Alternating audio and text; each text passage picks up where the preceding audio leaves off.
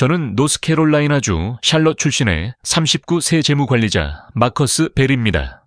모든 일을 규칙대로 했습니다. 직장에 재정 부정을 신고했을 때 저는 제가 도움이 된다고 생각했습니다.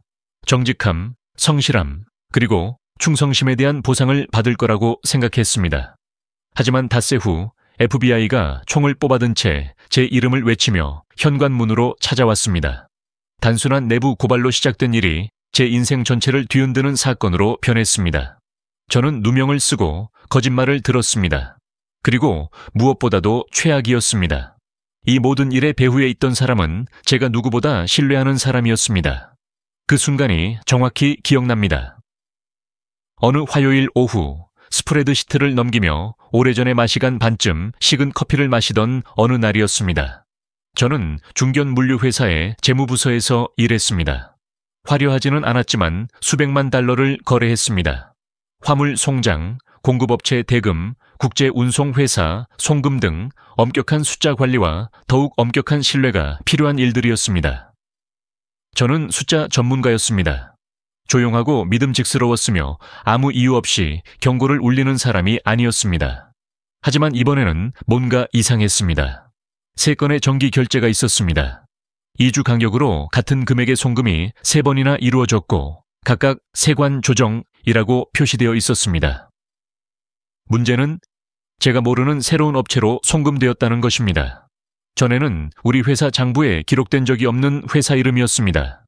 2번 확인하고 3번 확인하고 또 확인했습니다.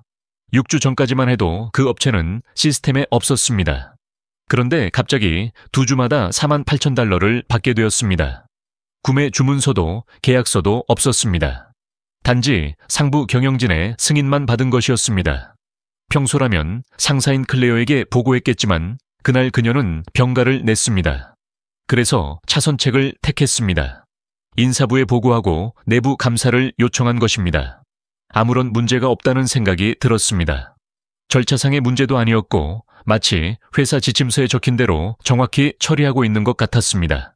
잠시 동안은 괜찮다는 생각이 들었습니다. 옳은 일을 하고 있다는 생각에 마음이 놓였습니다. 이틀 후 클레어가 돌아왔습니다. 그녀는 저를 사무실로 불러들여 문을 닫았습니다. 마커스, 그녀가 팔짱을 끼며 말했습니다. 인사팀의 지급 원장에 불일치를 보고했나요? 저는 그녀의 목소리가 왜 그렇게 차가운지 알 수 없어 고개를 끄덕였습니다. 그녀는 더 이상 아무 말도 하지 않았습니다. 그저 오랫동안 저를 노려보며 먼저 저에게 오셨어야죠 라고 말했습니다. 그러고 나서 그녀는 저를 내쫓았습니다. 그것이 무언가 잘못되었다는 첫 번째 신호였습니다. 두 번째 신호는 다음날 아침 회사 컴퓨터에 로그인했을 때 지급 시스템 접근이 제한되어 있는 것을 발견했습니다. IT 부서는 정기적인 보안 업데이트라고 했습니다. 하지만 저는 그 일을 6년이나 해왔습니다. 어떤 일도 일상적인 일은 없었습니다. 그때부터 편집증이 시작되었습니다. 저는 아직 접근 권한이 있는 공유 보고서에서 이전 거래 내역을 검토하기 시작했습니다. 그리고 저는 하나의 패턴을 발견했습니다. 지난 7개월 동안 이 수상한 업체는 70만 달러가 넘는 돈을 받았습니다. 항상 약간만 수정된 거래 내역서를 통해서였고 항상 클레어에 서명이 있었습니다. 하지만 결정적인 것은 지불될 계좌번호가 회사에 등록된 어떤 업체와도 일치하지 않았다는 것입니다. 심지어 사업체 등록도 되어 있지 않았습니다. 개인 당좌 예금 계좌였습니다. 추적해보니 제가 모르는 이름과 연결되어 있었습니다. 그리고 나서 저는 제 인생 최대의 실수를 저질렀습니다. 제가 알아낸 모든 것, 사본, 스크린샷, 계좌 링크를 회사 윤리 한라인에 보냈습니다. 익명으로 생각했죠. 하지만 저는 회사 노트북을 사용했습니다. 회사 와이파이를 사용했습니다. 회사 이메일도 사용했습니다. 제게 뭔가를 전달. 한 후 업로드했습니다. 엉성하고 감정적이었습니다. 그리고 저는 방금 무슨 일이 일어났는지 알 수 없었습니다. 이틀이 더 흘렀습니다. 클레어는 저에게 말을 걸지 않았고 인사팀은 제 후속 조치에 응답하지 않았습니다. 하지만 다른 누군가가 그랬다. 금요일 아침 정확히 6시 12분 현관문을 두드리는 소리가 요란하게 들렸다. 마커스 벨, FBI다. 문 열어. 아내는 가운 차림으로 비명을 질렀다. 겨우 정신을 차린 채 침대에서 비틀거리며 나와 문을 열자 4명의 요원이 현관에 서 있었다. 한 명은 배지를 보여주었고 다른 한 명은 수갑을 채웠다. 당신은 전신 사기, 횡령, 금융범죄 공모 혐의로 수사를 받고 있습니다. 나는 그 말조차 알아들을 수 없었다. 전신 사기. 내가? 그들은 마치 100번도 더 해본 것처럼 내 집에 들어와 서랍을 뒤지고 내 노트북, 휴대폰, 심지어 아내의 아이패드까지 압수했다. 딸아이가 울기 시작했다. 무슨 일이냐고 계속 물었지만 아무도 대답하지 않았다. 마침내 요원 중 한 명, 날카로운 눈빛과 마취책에 있는 모든 변명을 다 들은 듯한 목소리를 가진 여자가 나를 부엌 식탁에 앉혔다. 지난 9개월 동안 귀사가 회사 결제 시스템을 통해 약 120만 달러에 달하는 사기 거래를 승인했다는 증거가 있습니다. 자금이 귀사 명의 계좌로 입금되었고 이 거주지에서 연결된 IP, 주소도 추적했습니다. 저는 거의 웃음이 나올 뻔했습니다. 말도 안 되는 소리였습니다. 거래 내역을 신고했습니다. 제가 말했습니다. 제가 왜 신고해야 하죠? 그녀는 눈 하나 깜빡이지 않았습니다. 그게 바로 저희가 알아내려고 하는 부분입니다. 그들은 바로 그날 아침 저를 신문하기 위해 데려갔습니다. 그리고 거기서부터 상황은 더 악화되었습니다. 그들은 제가 가짜 공급업체 프로필을 만든 사람이라는 것을 보여주는 진짜 문서를 가지고 있었습니다. 타임스탬프, 승인 코드, 제 회사 자격증명과 일치하는 디지털 서명까지 가지고 있었습니다. 심지어 밤늦게 제 배지를 사용하여 사무실에 들어오는 누군가의 CCTV 영상을 가지고 있었습니다.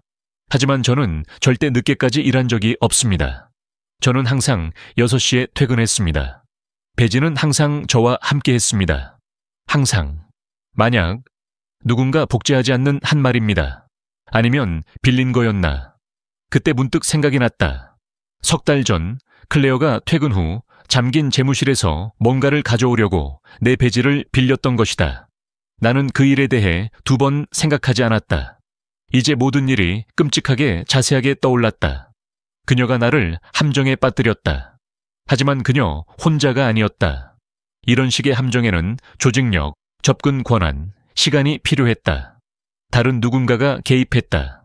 IT 수준의 보안 허가를 받은 사람, 디지털 서명을 위조할 수 있는 사람, 내가 모르게 4명의 계좌로 자금을 이체할 수 있는 사람. 무서운 점은 이 모든 일이 바로 내 코앞에서 일어났다는 것이다. 그런데도 나는 아직 공식적으로 기소되지 않았다. 아직은 FBI가 수사를 진행하고 있었다. 그들은 내가 무죄라고 단언하지는 않았지만 나를 체포하지도 않았다. 완전히 체포하지는 않았다. 추가 조사를 위한 구금이라고 칭하고는 감시의 집으로 돌려보냈다. 나는 직장에서 정직 처분을 받았고 내 계좌는 동결되었다. 회사 내 평판이 완전히 망가졌지. 믿을 만한 숫자 전문가에서 수백만 달러 규모의 사기 스캔들의 얼굴이 된 거야. 그리고 최악은 누군가가 나를 그 사건의 얼굴로 만들었다는 거야. 이 일을 꾸민 자는 스스로 흔적을 지우고 내가 모든 책임을 지게 하고 싶어 했지. 하지만 조용히 무너지지는 않을 거야. 질문이 많았고 직감이 있었지. 그리고 그들이 예상하지 못했던 한 가지 장점이 있었어. 패턴을 읽는 법을 알고 있었지. 그리고 진실은 뻔히 보이는 곳에 숨겨져 있었어. 그 후 3일 밤 내내 잠을 이루지 못했습니다. 밤새도록 스프레드 시트를 들여다보며 지난 한 해 동안 제가 관여했던 모든 거래를 꼼꼼히 살폈습니다. 사기, 거래뿐 아니라 모든 거래를 말입니다. 제가 빠져든 악몽에서 벗어날 수 있도록 도와줄 만한 모순점이나 단서를 찾고 있었습니다. FBI는 디지털 단서가 저를 찾아왔다고 했습니다. 그래서 새로운 단서를 찾아야 했습니다. 다른 곳을 가리키는 단서 말입니다. 그러던 중 뭔가 딱 들어맞는 게 보였습니다. 재무 소프트웨어에 보관된 로그를 검토하던 중 지난달 부업으로 개인 USB에 몰래 다운로드해둔 미러 복사본을 확인하던 중 이상한 점을 발견했습니다. 사기 거래가 발생할 때마다 일정한 패턴이 있었습니다. 항상 30분 전에 소액의 별다른 특이사항 없는 이체가 이루어졌습니다. 보통 CNG, 에스플라이스라는 업체에 53.19달러를 지불한 것과 같은 금액이었습니다. 하지만 문제는 CNG 수플라이즈라는 업체가 존재하지 않았다는 것입니다. 시스템은 해당 업체를 내부 공급업체로 인식했습니다. 하지만 공급업체 데이터베이스를 검색해보니 세금 ID 기록도 연락처도 실제 주소도 없었습니다. 유일한 단서는 제가 모르는 분류 태그인 JB24로 표시되어 있다는 것이었습니다. 다른 공급업체들을 찾아봤지만 J로 시작하는 분류 태그를 사용하는 업체는 없었습니다. 대부분 AA는 활성, EA는 비활성이었습니다. 회사에서 6년 동안 근무하면서 J 분류는 본 적이 없었습니다. 맥박이 뛰기 시작했습니다. 누군가 시스템 내에 공급업체에 숨겨진 계층, 즉 그림자 계층을 만들어 놓았습니다. 그리고 그런 종류의 조작은 일반 사용자 계정으로는 할 수 없었습니다. IT 부서와 고위 경영진만 가질 수 있는 최고 관리자 권한이 필요했습니다. 첫 번째 난관에 부딪혔습니다. CP14 공급업체와 연결된 모든 거래 목록을 작성했습니다. 총 12건이었습니다. 모두 고액 사기성 송금이 이루어진 지 1시간 이내에 이루어졌습니다. 마치 누군가가 소액 결제를 핑계 삼아 디지털 연막막으로 이용하는 것 같았습니다. 각 거래에 첨부된 메타데이터 로그에 한 사람의 이름이 계속 나타났습니다. 바로 B.L. 로슨이었습니다. 벤 로슨이었습니다. 그는 단순한 IT 담당자가 아니었습니다. 회사 시스템 인프라 책임자였습니다. 내부 데이터베이스, 보안 아키텍처, 심지어 직원 로그인까지 담당했습니다. 우리는 전에도 만난 적이 있었습니다. 그는 클레어의 친구였습니다. 항상 예의 바르고 어딘가 냉정한 성격에 암호화폐에 푹 빠져 있었습니다. 회사 회식 자리에서 그가 추적 불가능한 건 없다. 읽을 수 없는 것뿐이다. 라고 말하는 것을 들은 기억이 납니다. 당시에는 무슨 뜻인지 몰랐습니다. 이제야 이해가 되기 시작했습니다. 사무실로 뛰어들어가서 답을 요구할 수는 없었습니다. 정직 처분을 받았고 FBI가 회사에 저와의 접촉을 피하라고 경고했을지도 모릅니다. 그래서 저는 다른 길을 택했습니다. 제 친구인 아르주는 마케팅 부서에서 일했습니다. 그는 항상 내게 호감을 가지고 있었다. 우리는 점심시간에 옛 공포 영화를 보며 친해졌었다. 나는 시그널에서 그에게 수수께끼 같은 메시지를 보냈다. 나 부탁이 있어요. 조용히요. JB14라는 공급업체 코드를 누가 승인했는지 확인해 주시겠어요? ERPSNG, 에스파이즈 항목 아래에 숨겨져 있을 거예요. 그의 답장은 20분 후에 왔다. 아르준, 야, 문제 생겼어? 그 공급업체는 내 화면에 안 보이는데 필터링된 보고서를 실행해 봤는데 실제로 건드린 사람은 2명뿐이야. 클레어, 그리고 벤 러선. 바로 거기에 있었다. 이제 내 이름은 2개였다. 이미 예상했던 2사람은 사회적으로뿐 아니라 디지털적으로도 연결되어 있었다. 그리고 갑자기 다른 무언가가 이해가 되었다. 클레르와 벤은 둘 다 그 회사에서 10년을 일했다. 겨우 몇 달 차이로 입사했다. 온라인에서 찾은 옛 HR 뉴스레터에 따르면 2사람은 시카고의 같은 물류회사에서 근무하고 있었다. 파산한 회사였는데 잠깐만요. 전신 사기 스캔들 때문이었습니다. 뭘 해야 할지 알았습니다. 저를 신문했던 FBI 요원 리베라 요원에게 연락했습니다. 마치 제가 풀어야 할 퍼즐이라도 된 것처럼 부엌에 앉아있던 바로 그 사람이었습니다. 모든 것을 그녀에게 보냈습니다. 공급업체 로그, 메타데이터, CB14, 거래의 특이한 패턴, 그리고 가장 중요한 클레어와 벤 사이에 숨겨진 연결고리까지. 전문적이고 사실적인 정보를 제공했지만 아낌없이 제공했습니다. 몇 시간 후 다시 전화가 왔습니다. 벨 씨, 그녀가 말했습니다. 이번에는 목소리가 달랐습니다. 회의적인 기색은 덜하고 더 예민한 기색이 역력했습니다. 이 데이터는 어디서 얻으셨나요? 잠기기 전에 보관해 두었습니다. 내가 말했습니다. 이상 징후를 교차 참조하려고 했습니다. 진짜 용의자를 찾은 것 같습니다. 그녀는 잠시 침묵했습니다. 아무에게도 말하지 마. 사무실 근처에도 가지 마. 그리고 어떤 상황에서도 클레어나 로슨 씨에게 연락하려 하지 마. 여기서부터는 우리가 알아서 할게. 나는 마침내 숨을 내쉬며 전화를 끊었다. 하지만 아직 안전하지 않았다. 그날 밤 모르는 번호로 이상한 전화가 왔다. 나는 망설이며 전화를 받았다. 몇 초 동안 침묵이 흘렀다. 그러다 낮고 다급한 목소리가 들렸다. 그만해. 상황을 더 악화시키기 전에. 찰칵. 신분증도 없고 흔적도 없다. 누군가 나를 지켜보고 있었다. 그리고 그것은 단 한 가지 의미였다. 누군가 내가 가까이 다가오고 있다는 것을 알고 있었다. 그리고 그들은 두려워하고 있었다. 좋았다. 왜냐하면 나는 이제 막 시작했기 때문이다. 그 경고 전화는 솔직히 말해서 너무 충격적이었다. 아내에게는 말하지 않았다. 아내는 이미 초조해하며 거의 잠을 자지 못하고 다른 게 사라지지 않았는지 확인하기 위해 공동 계좌를 끊임없이 갱신하고 있었다. 이 일이 아내에게 그리고 우리 딸에게 어떤 영향을 미치는지 정말 싫었다. 하지만 더 이상 물러설 수 없었다. 마침내 가까워지고 있었다.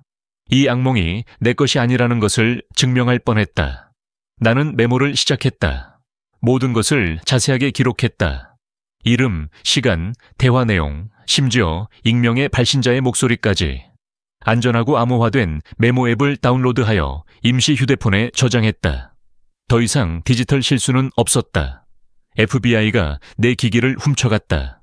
하지만 내 뇌는 빼앗기지 않았다. 그리고 이제 나는 그들처럼 생각하기 시작했다. 다음 날 리베라 요원이 다시 전화를 걸었다. 당신이 제공한 내용을 바탕으로 회사 감사 기록을 다시 열었습니다. 그녀가 말했다. 하지만 솔직히 말씀해 주세요, 마커스. 혹시 아직 말씀 안 하신 게 있나요? 그녀의 질문 방식에 나는 잠시 말을 멈췄다. 네. 마침내 인정했다. 제 배지에 뭔가 문제가 있어요. 클레어가 배지를 빌렸던 날 밤에 대해 이야기했다. 배지를 잊어버려서 보고서를 작성해야 한다고 했지만 나는 2번 생각하지 않았다. 신고하지 않은 건 사실 해야 할지 몰랐거든요. 리베라는 한숨을 쉬었다. 그날 밤 감시 카메라 영상에 누군가 당신 배지를 이용해 서버실에 들어가는 모습이 찍혔어요. 재무실이 아니라요. 입이 바싹 말랐다. 그건 그녀가 단순히 배지를 빌린 게 아니라는 뜻이었다. 우리 데이터 시스템에 중추에 접근했다는 뜻이었다. 타임스탬프는 아직 가지고 있나요? 내가 물었다. 그녀는 잠시 망설였다. 왜죠? 오후 8시 30분에서 9시 사이면 제가 그곳에 없었다는 증거가 있거든요. 그날 밤에 오래된 이메일을 꺼냈다. 저녁 식사 예약 확인서였다. 블루핀 그릴 저녁 8시였다. 아내와 결혼 기념일을 축하했었다. 영수증에도 시간이 적혀 있었다. 오후 9시 3분이었다. 심지어 식탁에서 찍은 셀카까지 있었다. 정말 확실했다. 그리고 그렇게 수사 중 가장 혹독했던 그날 밤의 제 알리바이는 완벽하게 밝혀졌다. 그 후 48시간은 흐릿하게 기억되었다. 리베라와 그녀의 팀은 깊이 파고들었다. 기술적으로는 여전히 감시당하고 있었지만 분위기는 달라졌다. 더 이상 예고 없이 찾아오는 방문도 해외 계좌에 대한 질문이나 날조된 서명도 없었다. 하지만 리베라의 목소리에는 새로운 무언가가 담겨 있었다. 바로 긴박함이 묻어났다. 그녀는 제게 상황을 알려주기 시작했다. 그들은 사기업체 결제와 관련된 의문의 계좌를 추적했습니다. 제 명의로 되어 있다고 주장하는 계좌였습니다. 가짜 신분증으로 개설된 것이었습니다. 사진은 해킹된 인사부 파일에서 가져온 제 옛 운전면허증에 저의 상도 스캔본이었습니다. 하지만 계정에 접속하는 데 사용된 IP 주소는 회사 내부 서버에서 핑을 보냈습니다. 그들은 결정적인 증거를 갖고 있었습니다. 그리고 진짜 충격이 찾아왔습니다. 사흘 후 밤 11시 43분 리벨에게서 전화가 왔습니다. 잡았어요. 그녀는 짧게 말했습니다. 벤 로슨 씨요. 내가 물었습니다. 그녀는 잠시 침묵했습니다. 둘 다요. 클레어와 벤은 함께 체포되었습니다. 샬럿이 아니라 마이애미에서였습니다. 분명히 그들은 조용히 빠져나갈 계획이었습니다. 새 여권, 새 신분증, 심지어 케이맨 제도에 등록된 가짜 물류 스타트업까지. FBI는 내 마지막 데이터가 유출된 이후 줄곧 그들을 감시하며 그들이 움직이기를 기다렸다.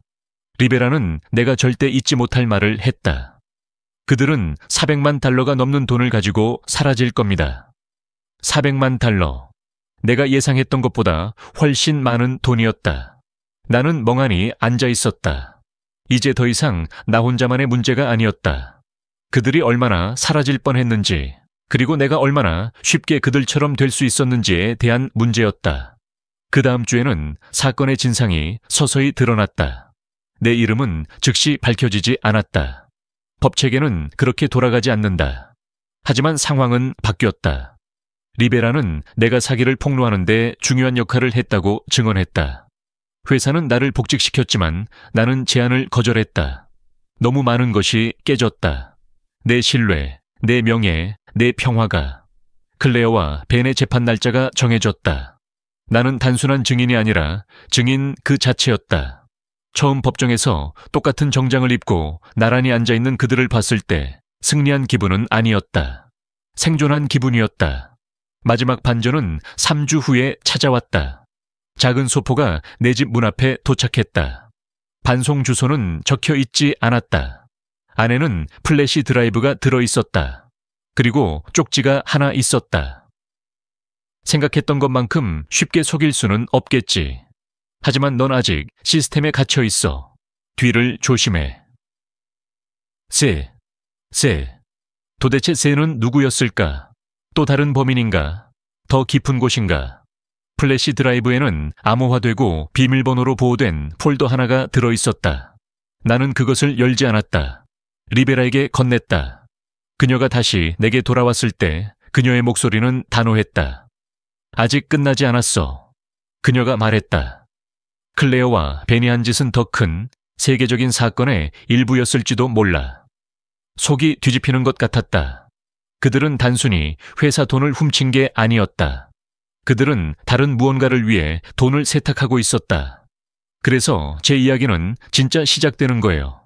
저는 제가 내부 고발자라고 생각했어요. 그럼 저는 제가 희생양이라고 생각했죠. 이제야 깨달았어요. 제가 미끼였죠. 그리고 어딘가에서 누군가 여전히 지켜보고 있어요. 기다리고 있죠. 아마도 제가 그만 찾으라고 할지도 몰라요. 하지만 중요한 건 이겁니다.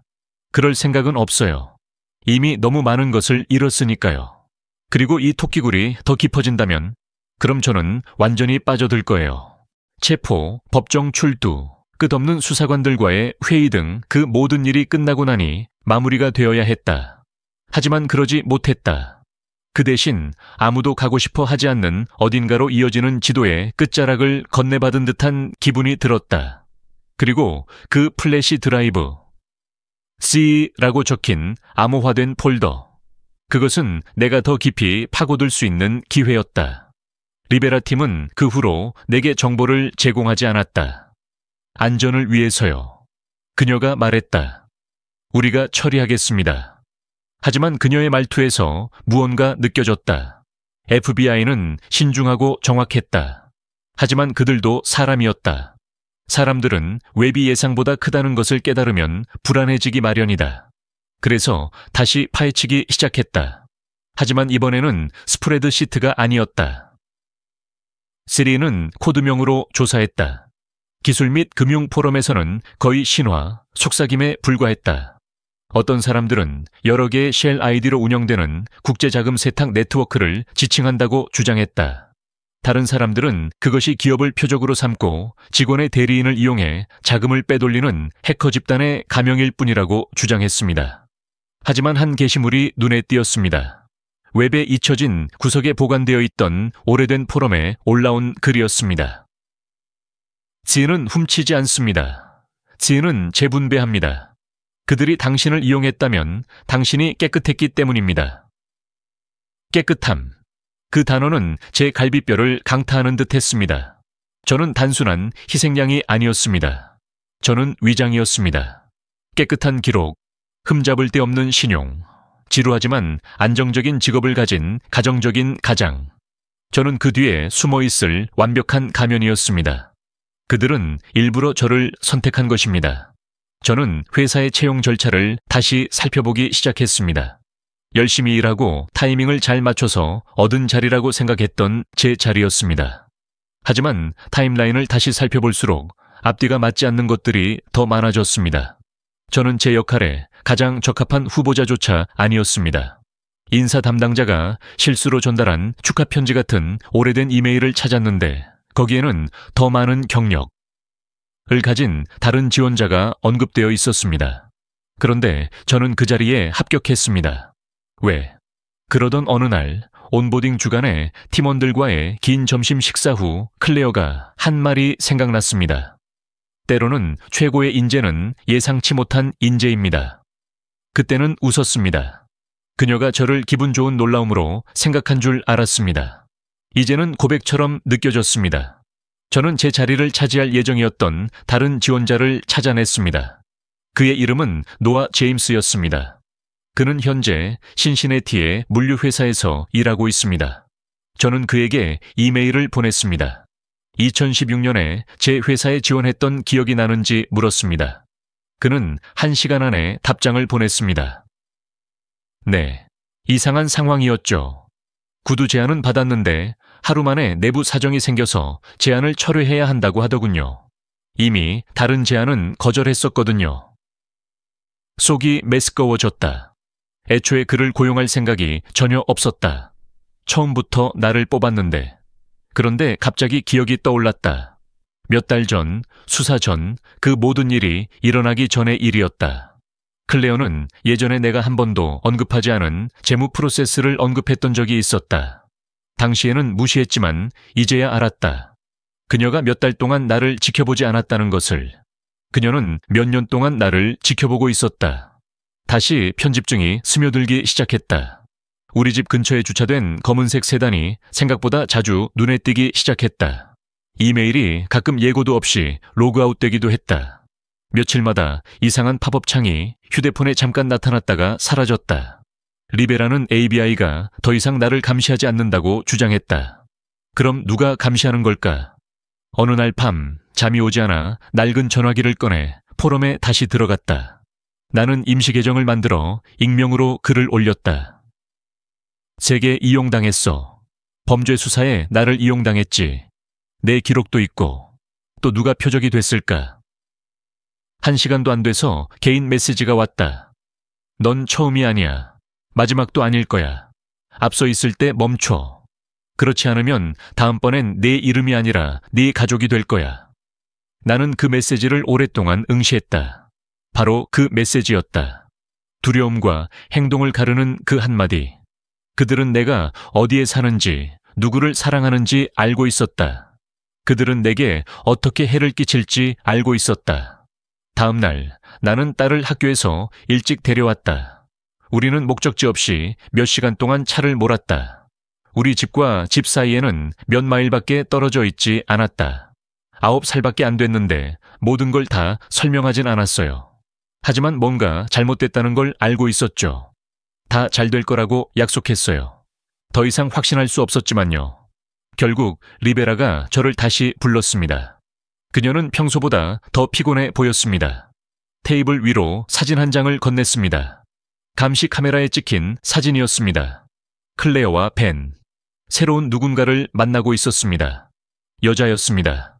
깔끔한 정장에 얼굴은 알아볼 수 없었습니다. 촬영 시간 기록에 따르면 체포되기 한 달 전이었습니다. 그 여자는 다른 3건의 세탁 사건에도 등장했습니다. 리베라가 말했습니다. 세대의 진짜 연결 고리일 가능성이 있다고 생각합니다. 어쩌면 담당자일지도 모르죠. 클레어와 벤을 이 사실을 알면서도 체포한 겁니까? 우리에겐 선택의 여지가 없었습니다. 하지만 더 깊이 파고들수록 당신 회사는 그저 하나의 연결고리에 불과해 보입니다. 이건 더 큰 문제입니다, 마커스.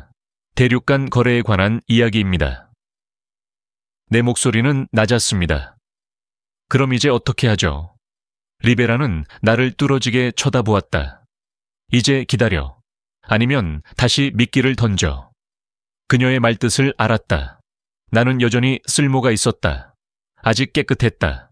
아직 그들이 쓰고 싶어할 가면이었다. 그날 밤 나는 욕실 거울에 비친 내 모습을 바라보았다. 내 삶은 단순했다. 안전했다. 이제 나는 불 속으로 곧장 들어가라는 요구를 받았다. 그리고 나의 작은 일부는 기꺼이 그렇게 할 의지가 있었다. 복수를 위해서가 아니었다.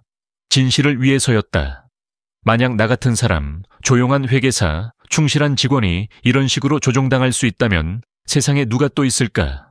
이용당하고 틀에 박히고 잊혀졌다. 나는 선택해야 했다.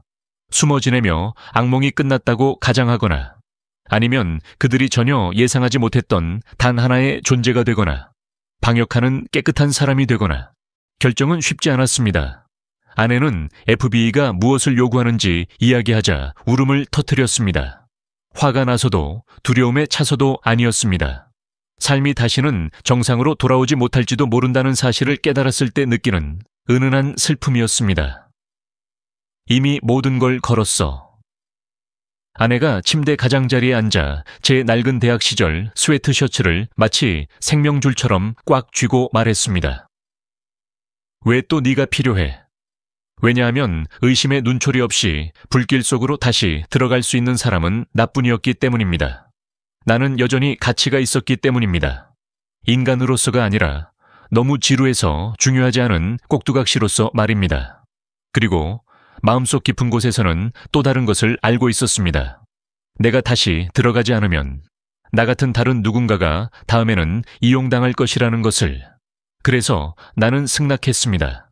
계획은 겉보기에는 간단했습니다. 접근 가능한 직책으로 복귀하고 모집 징후를 살피고 모든 은밀한 행동과 속삭임을 보고하는 것이었습니다. 하지만 그 단순함 이면에는 위험이 도사리고 있었습니다. 그들은 더 이상 속기 쉬운 사람을 찾지 않았다.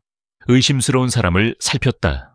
뭔가 잘못 움직이거나 뭔가 잘못 누르면 다시 사라지거나 더 심한 경우 나를 공격할 수도 있었다. 리베라는 회사 내에서 내게 새로운 정체성을 부여했다. 마커스 벨. 은기업 재무부서로 돌아갈 수 없었기에 그들은 가짜 컨설팅 회사를 만들었다. 나는 국제 물류 흐름 감사를 위해 외부 계약업체를 통해 고용되었다. 즉, 나는 사자 우리로 돌아갔다. 이번에는 양의 탈을 쓴 채였다. 복귀 첫날은 모든 그림자가 나를 기억하는 유령 도시에 발을 들여놓은 것 같았다.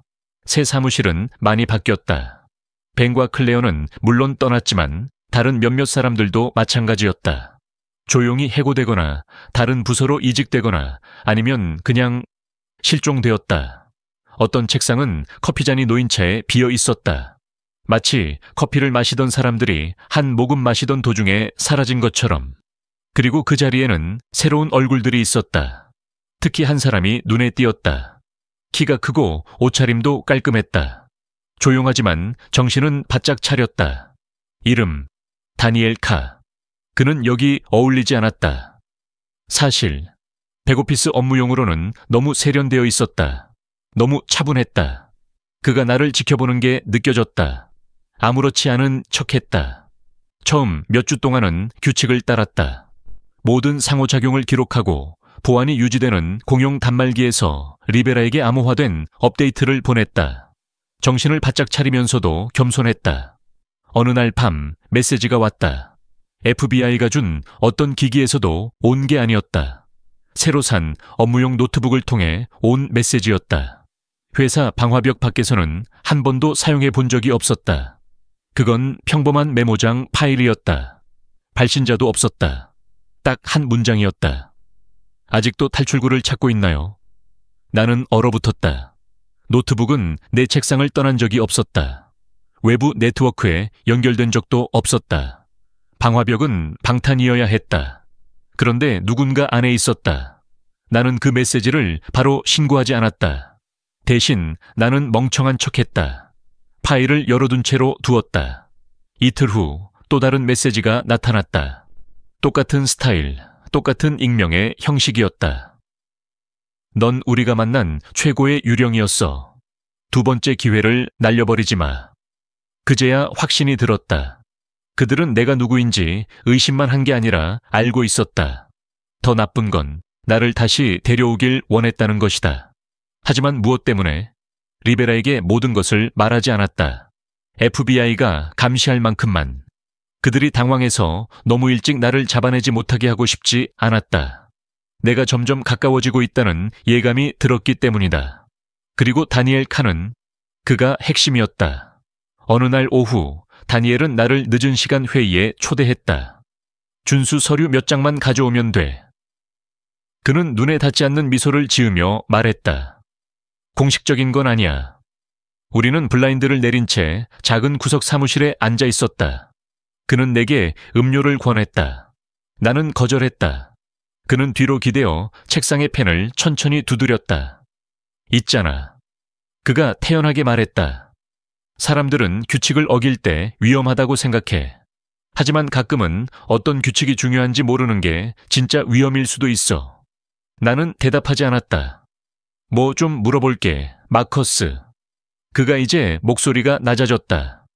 충성심을 믿니? 질문이 아니라 시험이었다.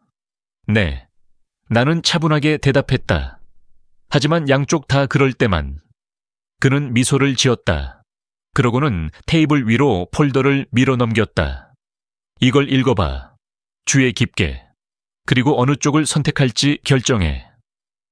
나는 열어보지도 않고 나왔다.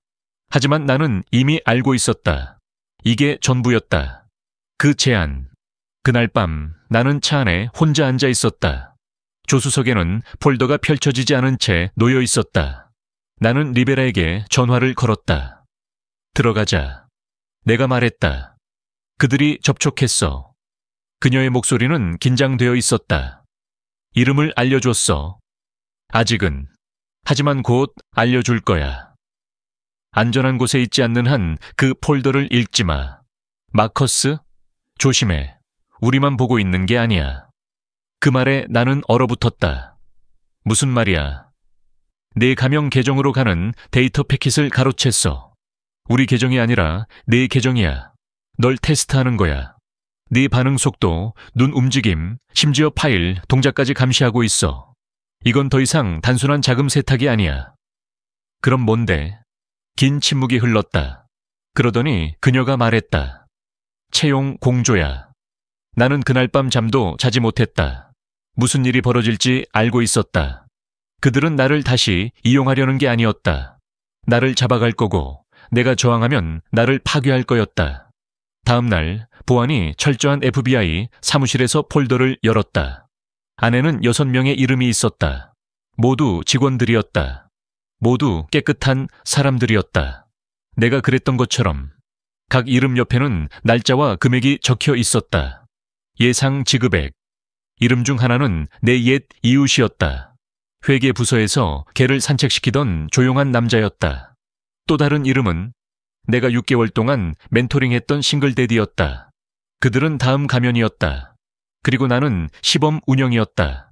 나는 떨리는 손으로 리베라를 바라보았다. 어떻게 해야 하죠? 그녀는 눈 하나 깜빡이지 않았다. 우리는 그것들을 없애야 합니다. 마지막 한 장까지. 하지만 나는 그녀가 모르는 무언가를 알고 있었다.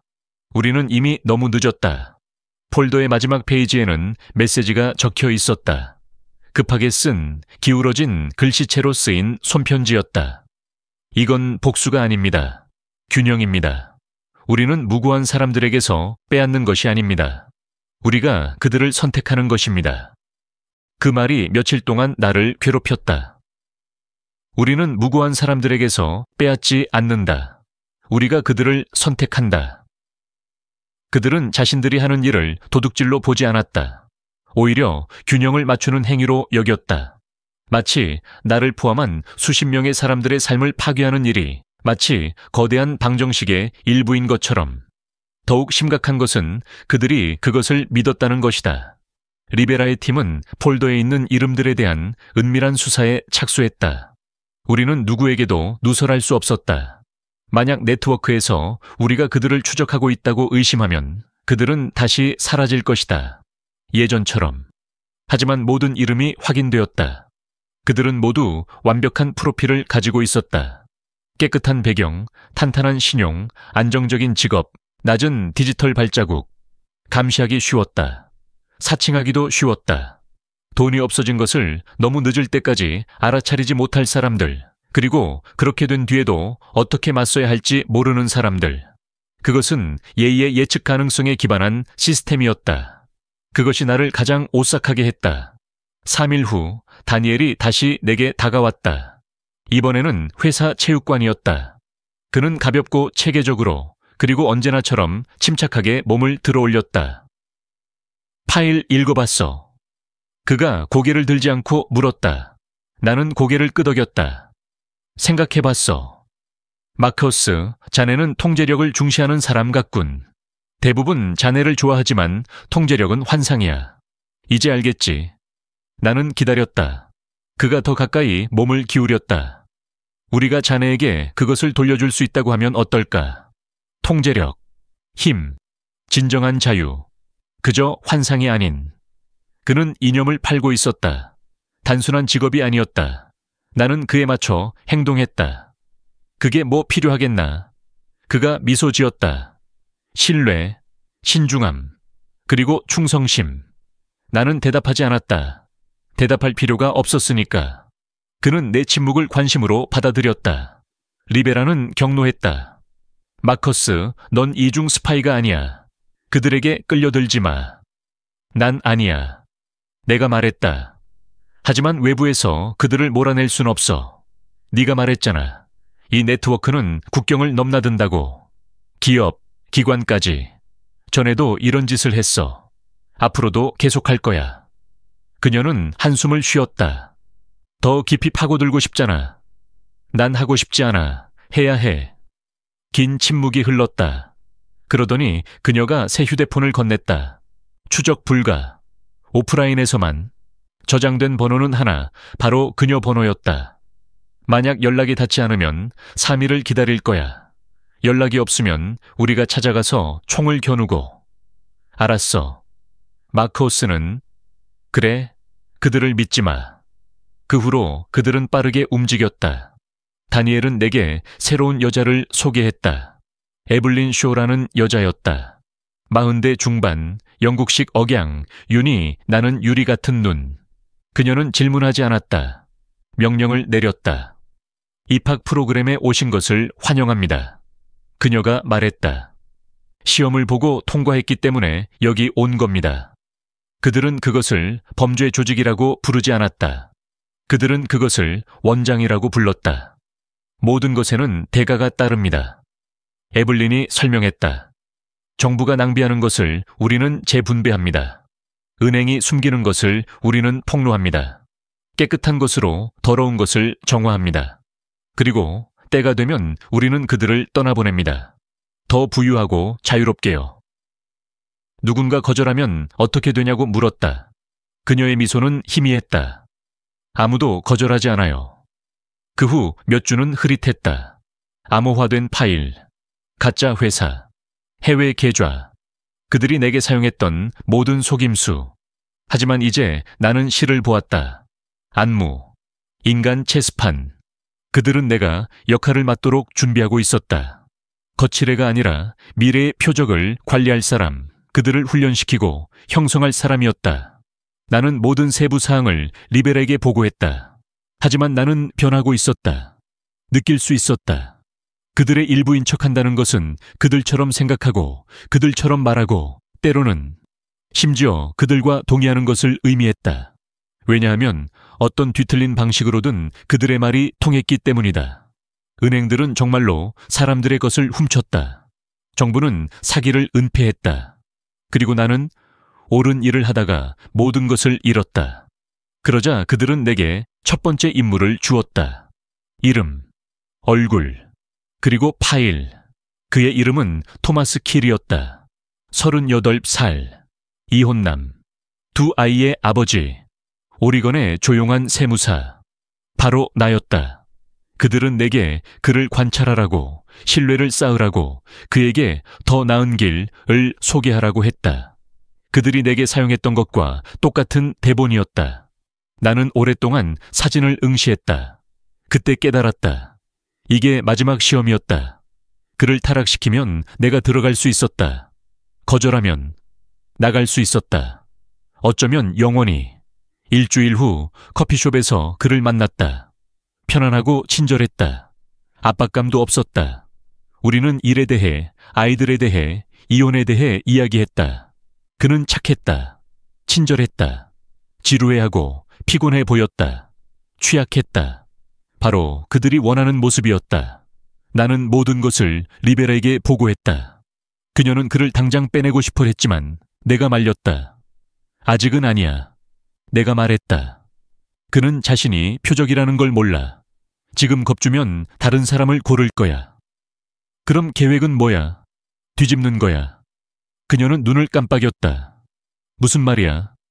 내가 그를 데려온다고 생각하게 두는 거야. 하지만 진실을 알게 해줄 거야. 리베라는 고개를 저었다. 마커스, 넌 누군가의 목숨을 걸고 도박을 하고 있는 거야. 나는 그녀의 눈을 바라보았다.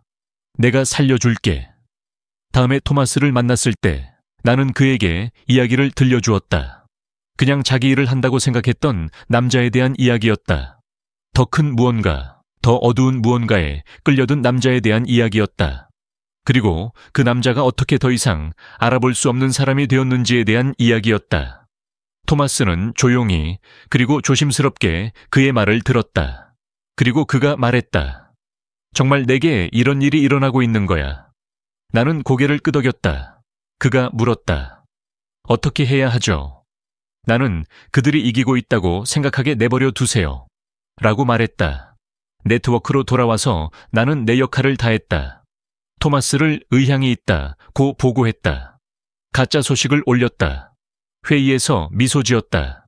하지만 커튼 뒤에서는 함정이 거의 준비되었다. 리베라와 그녀의 팀은 돈의 흔적, 백도어, 그리고 에블린의 메시지에 있는 메타데이터를 추적했습니다. 그리고 그들은 그것을 발견했습니다. 운영 중인 해외 서버였습니다. 아직 옮겨지지 않은 서버였습니다. 모든 것이 거기에 있었습니다. 이름, 거래 내역, 고객, 심지어 에블린의 진짜 신원까지. 우리에겐 단 한 번의 기회가 있었습니다. 한 번. 폭파 직전 밤 나는 토마스의 아파트 박차 안에 앉아 있었습니다. 그가 나와 내 옆에 섰습니다. 아무 말도 없었습니다. 그저 침묵뿐이었습니다. 같은 기계에 의해 거의 지워졌던 두 남자. 그리고 내일 우리는 이 모든 것을 무너뜨리는 데 도움을 줄 것입니다. 하지만 내 안의 일부는 알고 있었습니다. 이게 끝이 아니라는 것을. 그냥 또 다른 장부 기록일 뿐이었습니다. 아무리 많은 머리를 베어도 저기 어딘가에서 지가 여전히 지켜보고 있을 테니까요. 함정 수사는 금요일 아침으로 예정되어 있었다. FBI는 세 대륙에 걸쳐 금융범죄 수사팀과 공조했다. 서버는 조용히 미러링되었고 유령 회사들은 추적되었다. 연방 명령으로 봉인된 수십 건의 소환장은 에블린과 다니엘이 다음 움직임을 보이는 순간 즉시 발사될 준비가 되어 있었다. 우리에게 필요한 것은 확인뿐이었다. 그들이 나를 신뢰한다는 것, 토마스를 탑승시킬 준비가 되었다는 것. 전날 밤 에블린에게서 번호 문자를 받았다. 딱 세 단어였다. 비행 준비 완료. 출발 시간이었다. 암호화된 앱을 통해 리베라에게 메시지를 전달했다. 아무런 답장도 없었다. 답장은 오지 않을 것이다. 그 순간부터 나는 어둠에 휩싸였다. 노트북을 비웠다. 번호를 닦았다. 그리고 마지막으로 불길 속으로 걸어 들어갔다. 회의는 도심의 표시 없는 임원실에서 열렸다. 창문은 없었다. 차가운 조명, 유리벽, 그리고 숨막힐 듯 팽팽한 긴장감만이 감돌았다. 에블린은 테이블 상석에 앉아 손가락을 깍지 끼고 있었다. 다니엘은 그녀 왼쪽에 서 있었다. 전에는 본 적이 없는 3명, 남자 2에 여자 1명이었는데 모두 똑같이 차분하고 정확한 분위기를 풍겼다. 마치 충성을 기대하는 게 아니라 요구하는 것 같았다. 토마스가 내 맞은편에 서 있었다. 그는 긴장했지만 결연한 표정이었다. 나는 그에게 고개를 한번 끄덕였다.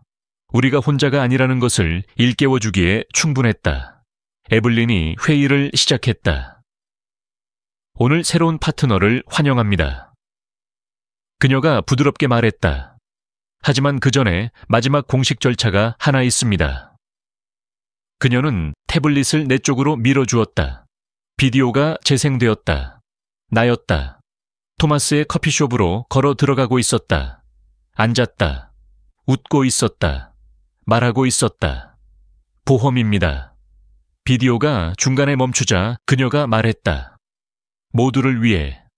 나도 미소 지었다. 물론이죠. 리베라는 내게 경고했었다. 그들은 모든 걸 기록할 거야. 가짜 충성심은 간단해. 하지만 장기적으로 통제하는 게 진짜 시험이지. 그 영상은 레버리지였다. 그리고 이제 전쟁이었다. 나는 태블릿을 에블린에게 다시 밀어주었다. 그러자 다니엘이 봉인된 봉투를 건넸다. 안에는 내 명의로 된 케이맨 제도 계좌에 모든 신원 정보가 적혀 있었다. 7자리 숫자. 깨끗했고 추적 불가능했다. 마지막 당근이었다. 토마스도 같은 것을 받았다. 하지만 나와는 달리 그는 이런 일에 대한 훈련을 받지 않았다. 숫자를 보는 그의 손이 떨렸다. 에블린이 알아챘다. 그녀는 천천히 일어섰고 그에게 시선을 고정했다. 무슨 문제라도 있나요, 킬씨? 토마스는 고개를 들었다. 잠시 동안 나는 그가 기회를 날릴 거라고 생각했다.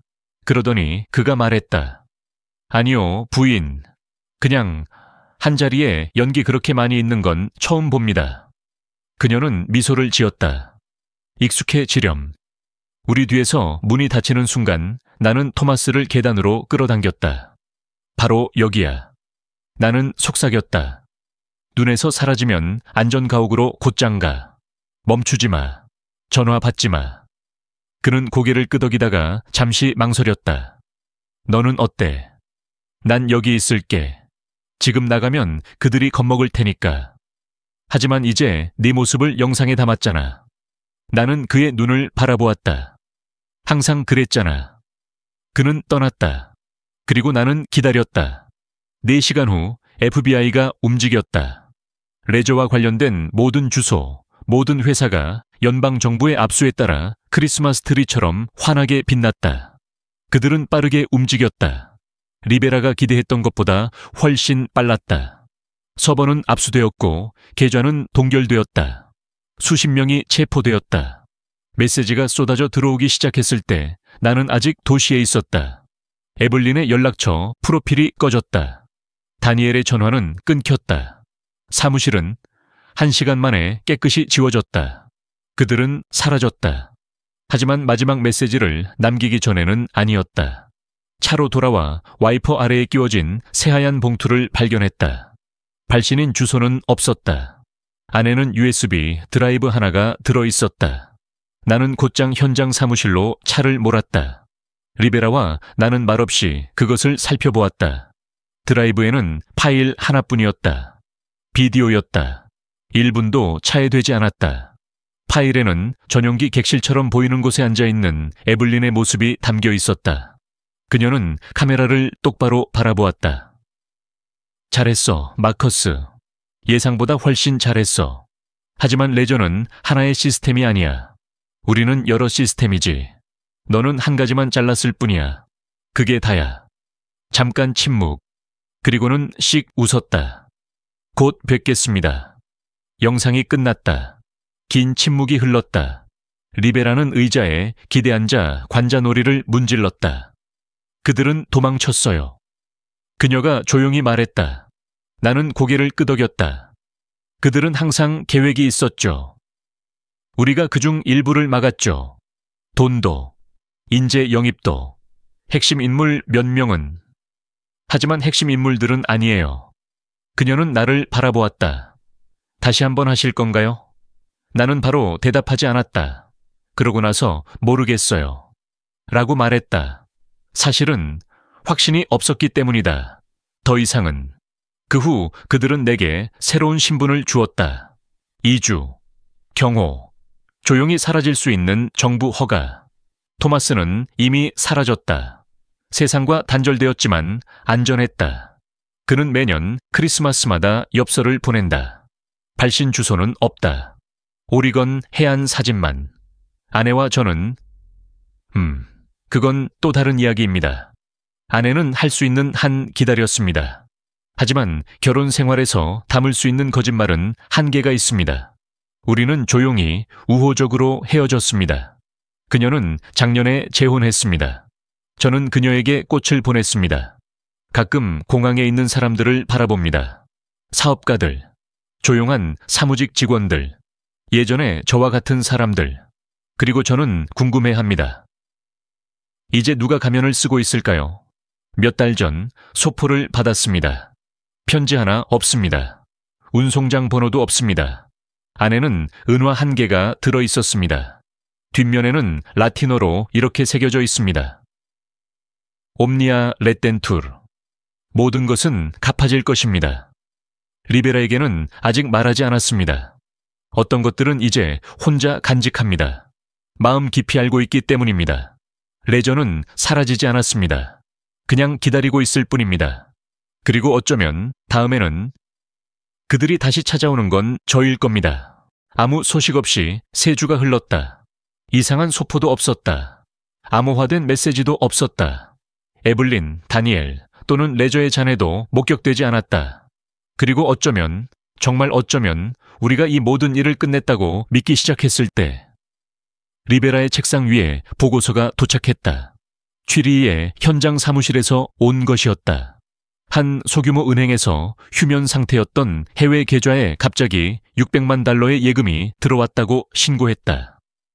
결정적인 것은 그 계좌는 10년 넘게 사망한 것으로 추정되는 사람의 명의로 되어 있었다는 것이다. 역사적인 사기 사건에서 증언한 후 실종된 기업 내부 고발자였다. 리베라가 나를 불렀다. 서명 알아보시죠. 그녀가 출력물을 건네주며 물었다. 나는 그것을 뚫어지게 쳐다보았다. 깔끔하고 효율적이고 틀림없었다. 네, 내가 말했다. 에블린의 계좌입니다. 그녀가 얼마나 쉽게 다시 나타나는지, 직접은 아니지만 재무기록 속 유령처럼 다시 나타나는지 어딘가 불안했다. 그녀의 메시지는 이랬다. 새로운 작전 부서, 새로운 신분, 새로운 장소, 새로운 규칙. 그런데 늘 하던 대로 리베라는 인터폴에 사건을 보고할 준비가 되어 있었다. 나는 그러지 말라고 했다. 흩어질 거야. 내가 말했다. 전에도 그랬잖아. 다 잡을 순 없을 거야. 그래서 뭐야, 마커스, 다시 들어가. 그럴 필요 없어. 그녀는 눈을 가늘게 떴다. 무슨 생각이야? 내게 뭔가 원하는 게 있는 것 같아. 며칠 후 암호화된 계정에서 이메일이 오기 시작했다. 제목도 본문도 없었다. 그냥 숫자열, 장부 기록일 뿐이라고 생각했다. 조직적으로 정보를 흘려보내는 것. 더 큰 무언가로 이어지는 조용한 단서들. 나는 그들을 따라갔다. 하나는 시카고에 버려진 고급 콘도로 이어졌고 그 옆은 비엔나의 안전금고로 이어졌다. 또 다른 하나는 서울에 폐쇄된 사이버 보안 스타트업으로 이어졌다. 각 장소는 문서, 스크린샷, 거래 내역 등 같은 퍼즐 조각들로 가득 차 있었다. 그들은 무언가를 만들고 있었다. 단순히 돈을 세탁하는 게 아니었다. 새로운 위장을 하고 있었다. 이번에는 범죄자가 아니라 합법적인 다국적 기업으로. 리베라는 엔론 사태 당시 재무부에서 근무했던 사설 포렌식 회계사를 데려왔다. 3일 밤을 꼬박 지사은 끝에 그는 2장의 종이를 들고 우리 공동 운영실로 들어왔다. 축하합니다. 그가 말했다. 싱가포르의 지주회사로 등록했습니다. 이름은 LQ 인베스트먼트입니다. 정관도 완벽하고 합법적입니다. 그리고 여기 이사회장도 있습니다. 그는 이사회장을 내게 건넸다. 속이 뒤집히는 듯했다. 그것 아래에, 그 아래에 내 이름이 적혀 있었다. 마커스 벨, 최고 규정 준수 책임자. 그들은 나를 법인으로 등록했다. 동의도 없이, 예고도 없이. 그들은 또다시 나를 함정에 빠뜨리려 했다. 하지만 이번에는 뻔히 보이는 곳에서. 이게 그들의 최종 목표야. 리베라가 중얼거렸다. 완전히 합법적인 방법을 쓰고 있어. 내 이름을 이용해 신뢰성을 증명하고 감사를 통과하고 접근 권한을 얻고 의심을 피하려고 하는 거야. 그리고 내가 상장하면 그들은 부인할 거야. 다른 마커스 벨이라고 하든가 아니면 내가 사기꾼이었다고 하든가. 나는 의자에 털썩 주저앉으며 심호흡을 했다. 이제 그들은 평판을 세탁하고 있어. 나는 조용히 말했다. 돈뿐만이 아니야. 그녀가 나를 바라보았다. 그럼 우리는 어떻게 해야 하지? 나는 다시 신문을 응시했다. 그리고 씁쓸하게 미소 지었다. 우리는 상황을 뒤집는 거야. 준비하는데 몇 주가 걸렸다. 몇몇 옛 친구들에게 연락했습니다. 제게 은혜를 갚지 못한 사람들 말입니다. 은퇴한 감사관들, 불명예 CEO들, 회색 모자를 쓴 사람들이 하얀 모자를 쓴 사람들 말입니다. 우리는 함께 가짜 회사를 만들었습니다. 같은 이름, 같은 브랜딩, 똑같은 공개 사이트. 하지만 내부에서 조작된 것이었습니다. LQ 인베스먼스의 모든 세부 사항을 대조한 후 합병을 주장하는 공개 보고서를 발표했습니다. 48시간 만에 뉴스에 보도되었습니다. 지하 핀테크 회사 LQ 인베스트먼츠와 1억 8천만 달러 규모 합병. 인터넷은 들끓었습니다. 투자자들은 브로커에게 전화를 걸었습니다. 규제 당국은 수사에 착수했습니다. 진짜 LQ 인베스트먼츠는 누구였을까요? 그들은 공황 상태에 빠졌습니다. 에블린이 다시 연락했습니다. 이번에는 개인적인 연락이었습니다. 초기 번호도 숨겨진 계좌도 없었습니다. 그냥 전화 한 통이면 되었습니다. 차단 해제. 제가 전화를 받았습니다. 마커스, 똑똑하네. 그녀가 말했다. 하지만 똑똑하다고 해서 어디까지 갈 수 있는 건 아니야. 이기려는 게 아니야. 내가 대답했다. 그냥 떠들고 있는 거야. 벌어놓은 게 많아. 그리고 그 대가가 있지. 잠시 침묵이 흘렀다. 그녀의 어조가 바뀌었다. 자카르타로 와. 한 번 만나고, 한 번 제안하고 깨끗하게 떠나는 거야. 나는 대답하지 않았다. 그녀가 말을 이었다. 우리 둘 다 네가 영웅이 아니라는 걸 알잖아. 더 이상은. 찰칵. 리베라는 절대 안 된다고 했다. 가면 다시는 돌아오지 않을 거야. 난 안 갈 거야. 내가 말했다. 그리고 그들은 계속 내 이름을 빌려 제국을 건설하고 있어. 그녀는 나를 빤히 쳐다보더니 테이블 너머로 작은 주머니를 내밀었다. 안에는 버너, USB 드라이브, 그리고 세라믹 칼이 들어있었다. 마지막 임무야. 그녀가 속삭였다. 나는 고개를 끄덕였다. 그랬으면 좋겠어. 자카르타는 안개 자욱하고 덥고 붐볐다. 공항에서 운전기사라기보다는 경호원처럼 보이는 남자가 나를 태워왔다. 이름도 목적지도 알려주지 않았다. 우리는 1시간 동안 차를 몰고 한적한 동네로 들어갔다. 문이 닫혀 있었고 순찰도 돌고 있었다. 건물은 마치 기술 스타트업과 대통령궁을 합친 것 같았다. 건물 안은 온통 유리로 뒤덮여 있었고 고요했다. 에블린은 마치 테드 강연을 하려는 듯 흰 블라우스와 회색 바지를 입고 서서 기다리고 있었다. 돌아오신 걸 환영합니다. 그녀가 말했다. 나는 앉지 않았다. 뭘 원하시는 겁니까? 그녀는 뒤에 있는 화면을 가리켰다. 글로벌 통화, 암호화폐, 그림자 시장 등 그래프가 나타났다. 우리는 새로운 시스템을 구축하고 있습니다. 그녀가 말했다. 탈중앙화되고 추적 불가능하고 공정합니다. 우리와 함께 운영할 수 있습니다. 나는 그녀의 눈을 똑바로 쳐다보았다. 당신과 함께 운영할 일은 없습니다. 그녀는 부드럽게 미소 지었다. 이미 그럴 것 같아. 바로 그때 내 뒤의 벽이 벌컥 열렸다. 그리고 다니엘이 들어왔다. 뉴욕에서의 폭동 이후 그를 본 적이 없었다. 하지만 그의 모습은 완전히 똑같았다. 똑같은 미소, 똑같은 조용한 위협. 그는 테이블 위에 파일을 밀어 넣었다. 모든 거래 내역에 내 지문이 남아있어. 그가 말했다. 모든 장부에 우리가 모든 걸 널 중심으로 만들었어. 네가 증명할 수 있는 건 아무것도 없어. 내가 쏘아붙였다. 그는 파일을 두드렸다. 내 말이 맞아. 증명할 필요도 없어. 세상은 우리가 하는 말을 믿을 거야. 그들은 이야기를 다시 썼다. 나를 피해자가 아닌 시스템의 설계자로 몰았다. 나는 테이블 위 파일을 응시했다.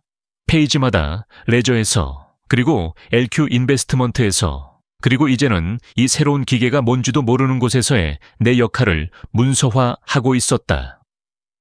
서명, 음성 클립, 섬뜩할 정도로 정밀하게 위조된 내부 메모들, 심지어 나와 에블린 사이의 이메일, 스레드까지 재현해 놓았다. 다만 내가 보낸 적은 없었다. 다니엘은 뒤로 기대어 갇힌 쥐를 바라보는 고양이처럼 내가 모든 것을 흡수하는 모습을 지켜보았다. 이게 어떻게 돌아가는지 알잖아, 마커스. 그가 두 손을 모으며 말했다. 인식은 통제야. 그리고 지금 네가 핵심이지. 왜? 나는 쉰 목소리로 물었다. 왜 이렇게 고생하는 거지? 에블린이 앞으로 나섰다. 마커스, 당신은 믿을만 하잖아요. 당신은 내부 고발자였고 부패에 맞선 사람이었죠. FBI와 언론의 눈을 피해 살아남았고 깨끗하게 벗어났어요. 당신의 이야기는 우리에게 완벽한 은폐막을 마련해 줬어요. 당신은 그저 얼굴만 있는 게 아니에요. 신화가 됐죠. 그녀는 미소를 지었다. 즉, 당신이 이 새로운 시스템을 단 한 번이라도 지지한다면 사람들은 그것이 순수하다고 믿을 거라는 뜻이에요. 속이 메스꺼웠다. 규모 때문이 아니라 거의 말이 되는 일이었기 때문이다. 그들의 뒤틀린 방식대로 그들은 더 이상 단순히 돈을 세탁하거나 법의 심판을 피하는 데 그치지 않았다. 그들은 신뢰를 조작하고 있었다. 자본 대신 명성이라는 화폐를 사용하고 있었다. 그리고 나는 그들의 화폐였다. 내가 공개 성명을 발표하길 바라는 거군요. 내가 말했다. 원하는 대로 자르고 쓸 수 있는 뭔가를. 다니엘이 고개를 끄덕였다. 인터뷰 1번, 연설 1번, 유출된 내부 영상 1편. 그게 우리에게 필요한 전부예요. 나는 방안을 서성이며 내게 없는 선택지들을 저울질했다. 내가 거절하면? 다니엘은 어깨를 으쓱했다. 그럼 네가 이 모든 일의 배우라고 온 세상에 알리겠네. 화형에 처하겠지. 하지만 조심스럽게. 범죄자는 아니고 선견지명이 있는 악당으로. 감옥에는 절대 가지 않을 거야. 하지만 내 이름, 내 목숨, 끝. 그들은 내가 생각하도록 내버려 두었다. 그들이 준 방은 호화로웠다.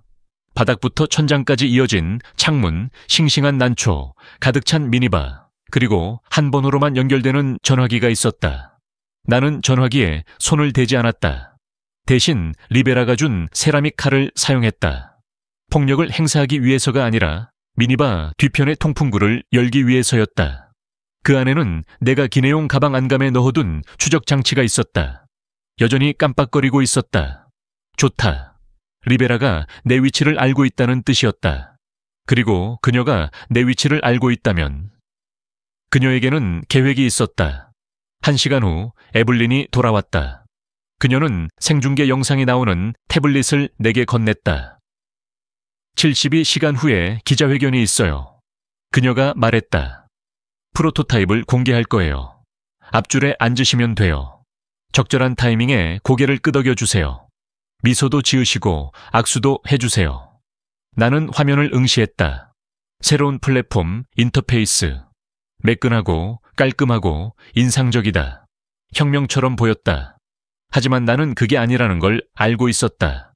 그건 벨벳 함정이었다. 그날 밤 나는 잠이 들지 못했다.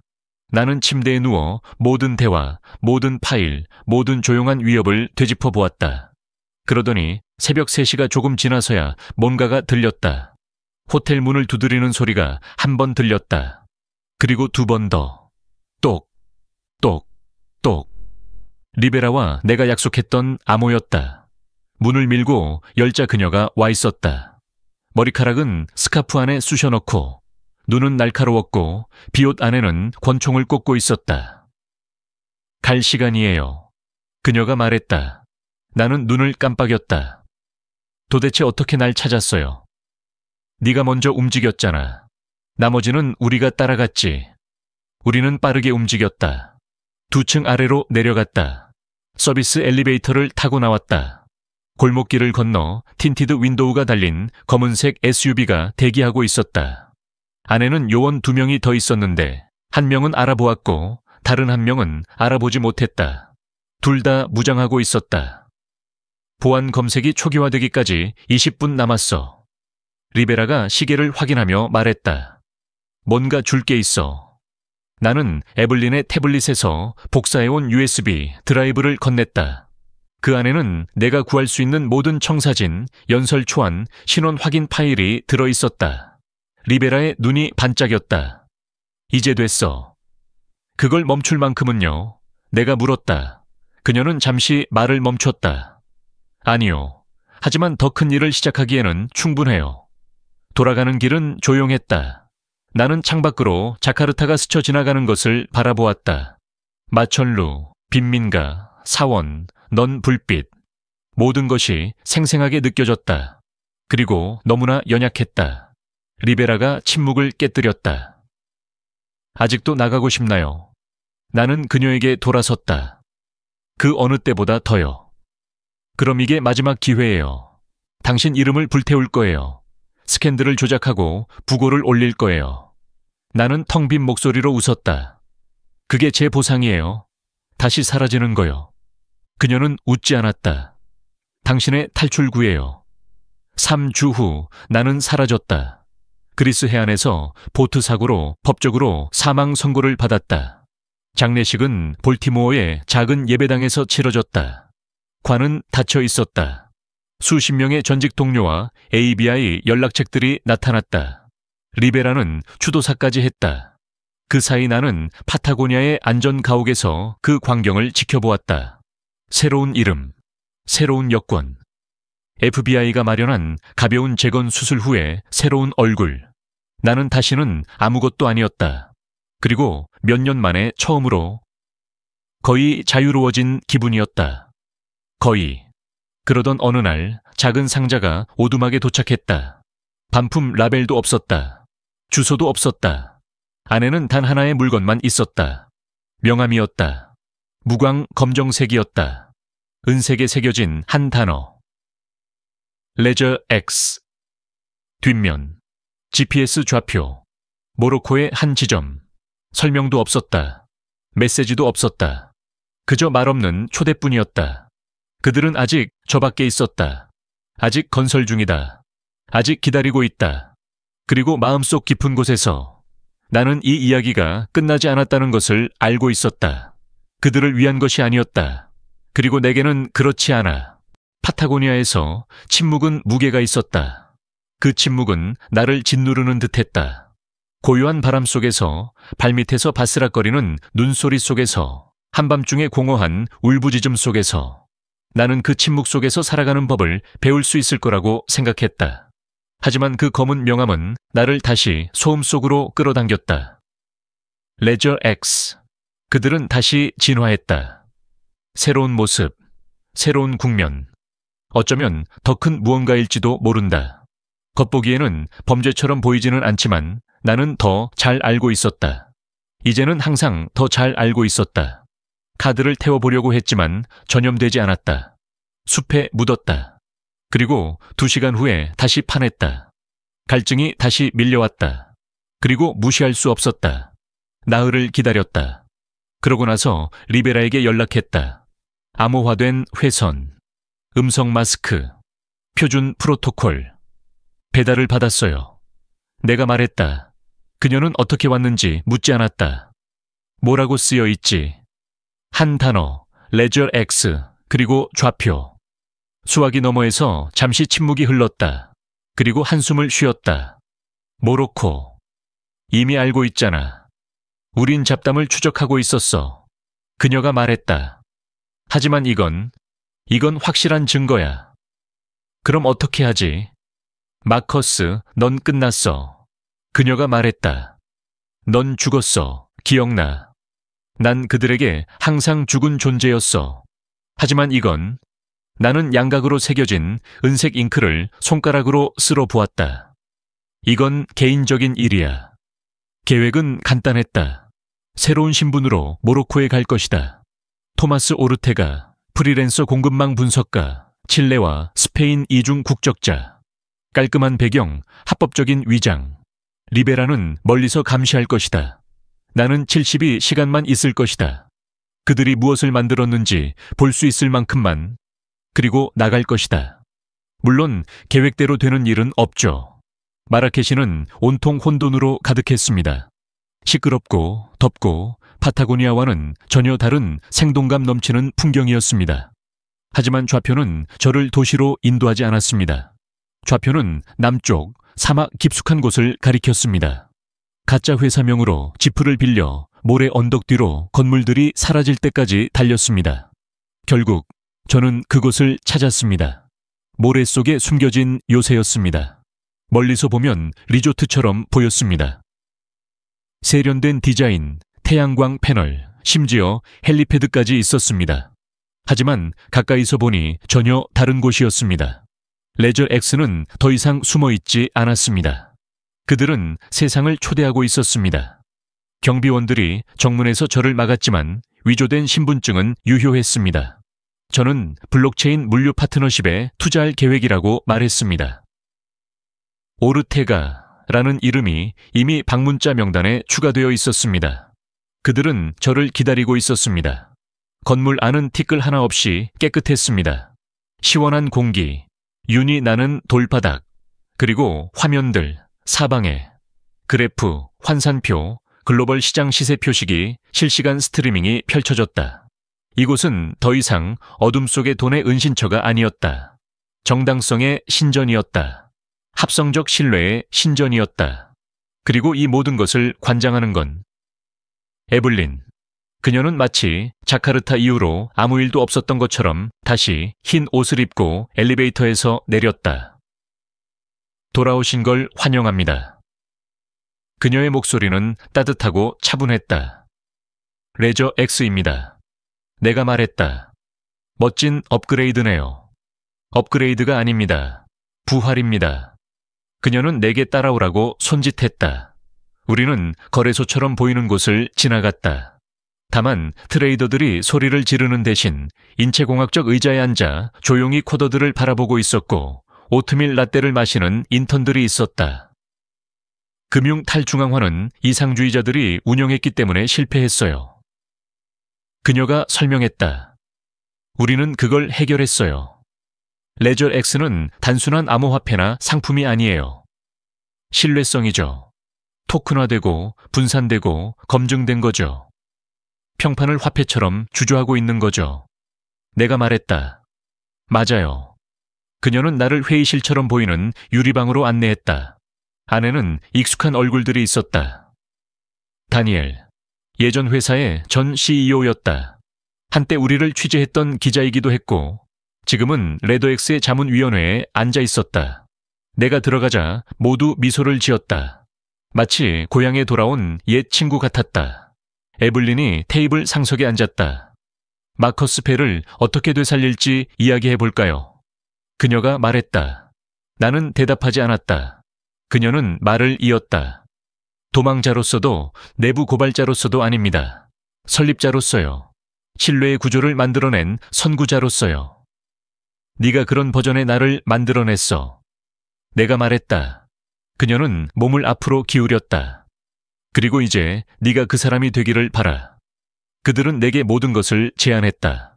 새로운 이름, 수익의 일부를, 협의체의 한 자리를.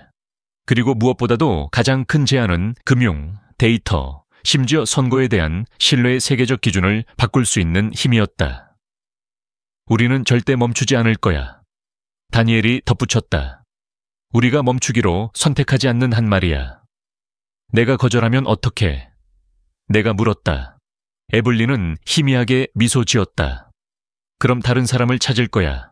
하지만 그는 네 이름을, 네 이야기를, 네 미소를 이어받을 거야. 그들에게는 내가 필요 없었다. 그들에게는 내 대한 신화가 필요했다. 그리고 내 동의 여부와 관계없이 그들은 그것을 계속 사용할 것이다. 그날 밤 나는 보안 서버실에 침입했다. 리베라는 내가 자카르타에서 그녀에게 돌려준 플래시 드라이브에 백도어를 심어 놓았다. 바이러스를 업로드했습니다. 1시간 안에 그들이 제게 가지고 있던 모든 파일이 손상될 겁니다. 서명, 음성 클립, 딥페이크 영상, 삭제될 겁니다. 이 신화는 사라질 겁니다. 레저 X는 살아남겠지만 저처럼은 아닐 겁니다. 해가 뜨기 전에 떠났습니다. 작별 인사도 드라마도 없었습니다. 먼지, 바퀴, 그리고 사막의 바람만 있을 뿐이었습니다. 도시 외곽에 도착했을 때 와이파이가 약하고 공중전화 하나가 작동하는 작은 카페를 발견했습니다. 리베라에게 전화를 걸었습니다. 끝났어요. 라고 말했습니다. 안전해요. 아니요. 라고 대답했습니다. 하지만 저는 자유로워요. 2주 후 헤드라인이 시작되었습니다. 레저 X 창립자 신원의 의문 제기. 마키오스 펠, 진짜 남자인가 아니면 조작된 얼굴인가? SEC, 토큰화된 평판 플랫폼의 사기성 정보 공개 혐의 조사. 시스템은 망가지지 않았다. 하지만 금이 갔다. 그리고 그들이 만들어 놓은 세상에서는 금이 가는 게 전부였다. 에블린은 다시 사라졌다. 데니얼도. 하지만 내 대한 신화는 그게 내가 마침내 묻어버린 유일한 것이었다. 영원히. 그 후 한동안 나는 세상과 단절된 채 지냈다. 이번엔 파타고니아도 유럽도 아니었다. 아무도 눈여겨보지 않을 곳, 모잠비크 해안의 작은 섬나라. 매일 오후 전기가 끊기고 인터넷은 간신히 일기예보를 볼 수 있는 곳이었다. 낚시도 하고 책도 읽고 낡은 노트에 글을 썼다. 이메일도 보고서도 아니었다. 그저 생각뿐이었다. 나 자신을 위해서. 그리고 여전히 나는 끌림을 느꼈다. 에블린이나 데니얼, 레저 X를 향한 것이 아니었다. 하지만 진실을 향한 것이었다. 아무리 멀리 달려도 벗어날 수 없는 것이 하나 있었다. 누군가 내 주변에 제국을 건설했다는 것이다. 내 정체성을 이용했다. 내 역사, 내 고통을 이용했다. 그리고 내가 미처 깨닫기도 전에 누군가가 시작했다. 나는 다시 파헤치기 시작했다. 옛 데이터베이스의 어두운 구석을 조심스럽게 익명으로 파헤쳤다. 너무 많은 지문이 있었다. 당시에는 무작위처럼 보였지만 이제는 안무처럼 느껴지는 순간들이 너무 많았다. LQ 인베스먼스에 처음 신고했던 일이 시스템을 통과하지 못한 방식, 내 내부 고발자 신분이 언론의 주목을 받은 방식, 심지어 리베라가 나를 그렇게 쉽게 그리고 계속해서 찾아낸 방식까지. 그때 깨달았다. 내가 애초에 표적이 아니었다면, 내가 처음부터 상품이었다면, 계속해서 다시 떠오르는 이름이 하나 있었다. 휘트먼 오세이 박사. 그를 만난 건 딱 한 번뿐이었다. 몇 년 전 사내 규정 준수 세미나에서였다. 키가 크고 우아하며 가나 억양의 날카로운 지성을 가진 사람이었다. 그는 예측 행동 모델과 도덕적 탄력성 지수에 대해 이야기했었다. 당시에는 이론적인 이야기라고 생각했다. 하지만 그 후 몇 년 동안 오세이는 완전히 잊혀졌다. 대학 소속도 없었다. 발표된 논문도 없었다. 아무것도 없었다. 암호화된 포럼에 한 모호한 게시글에서 학술 계약이 드러나기 전까지는 레저 X가 그를 고용했던 것이다. 몇 년 전이었다. 리베라가 그를 만날 수 있도록 도와주었다. 그는 룩셈부르크에서 새 이름으로 살고 있었다. 온라인 계정이 없는 사립교육기관에서 강의를 하고 있었다. 그를 만나는 건 쉽지 않았다. 그녀조차도 부탁을 해야 했다. 나는 목요일에 에밀리오 아라나라는 이름으로 비행기를 타고 그곳을 찾았다. 그리고 금요일 아침, 나는 그가 마치 세상에서 사라진 것 같지 않은 듯 대리석 안뜰에 혼자 앉아 에스프레소를 마시고 있는 것을 발견했다. 그는 고개를 들었다. 언제쯤 올까 궁금했어. 그가 말했다. 나는 그의 맞은편에 앉았다. 왜 나인지 알고 싶어. 그는 움찔하지 않았다. 네가 측정당했기 때문이야, 마커스. 넌 시험을 받았지. 오세이가 모든 것을 설명했다.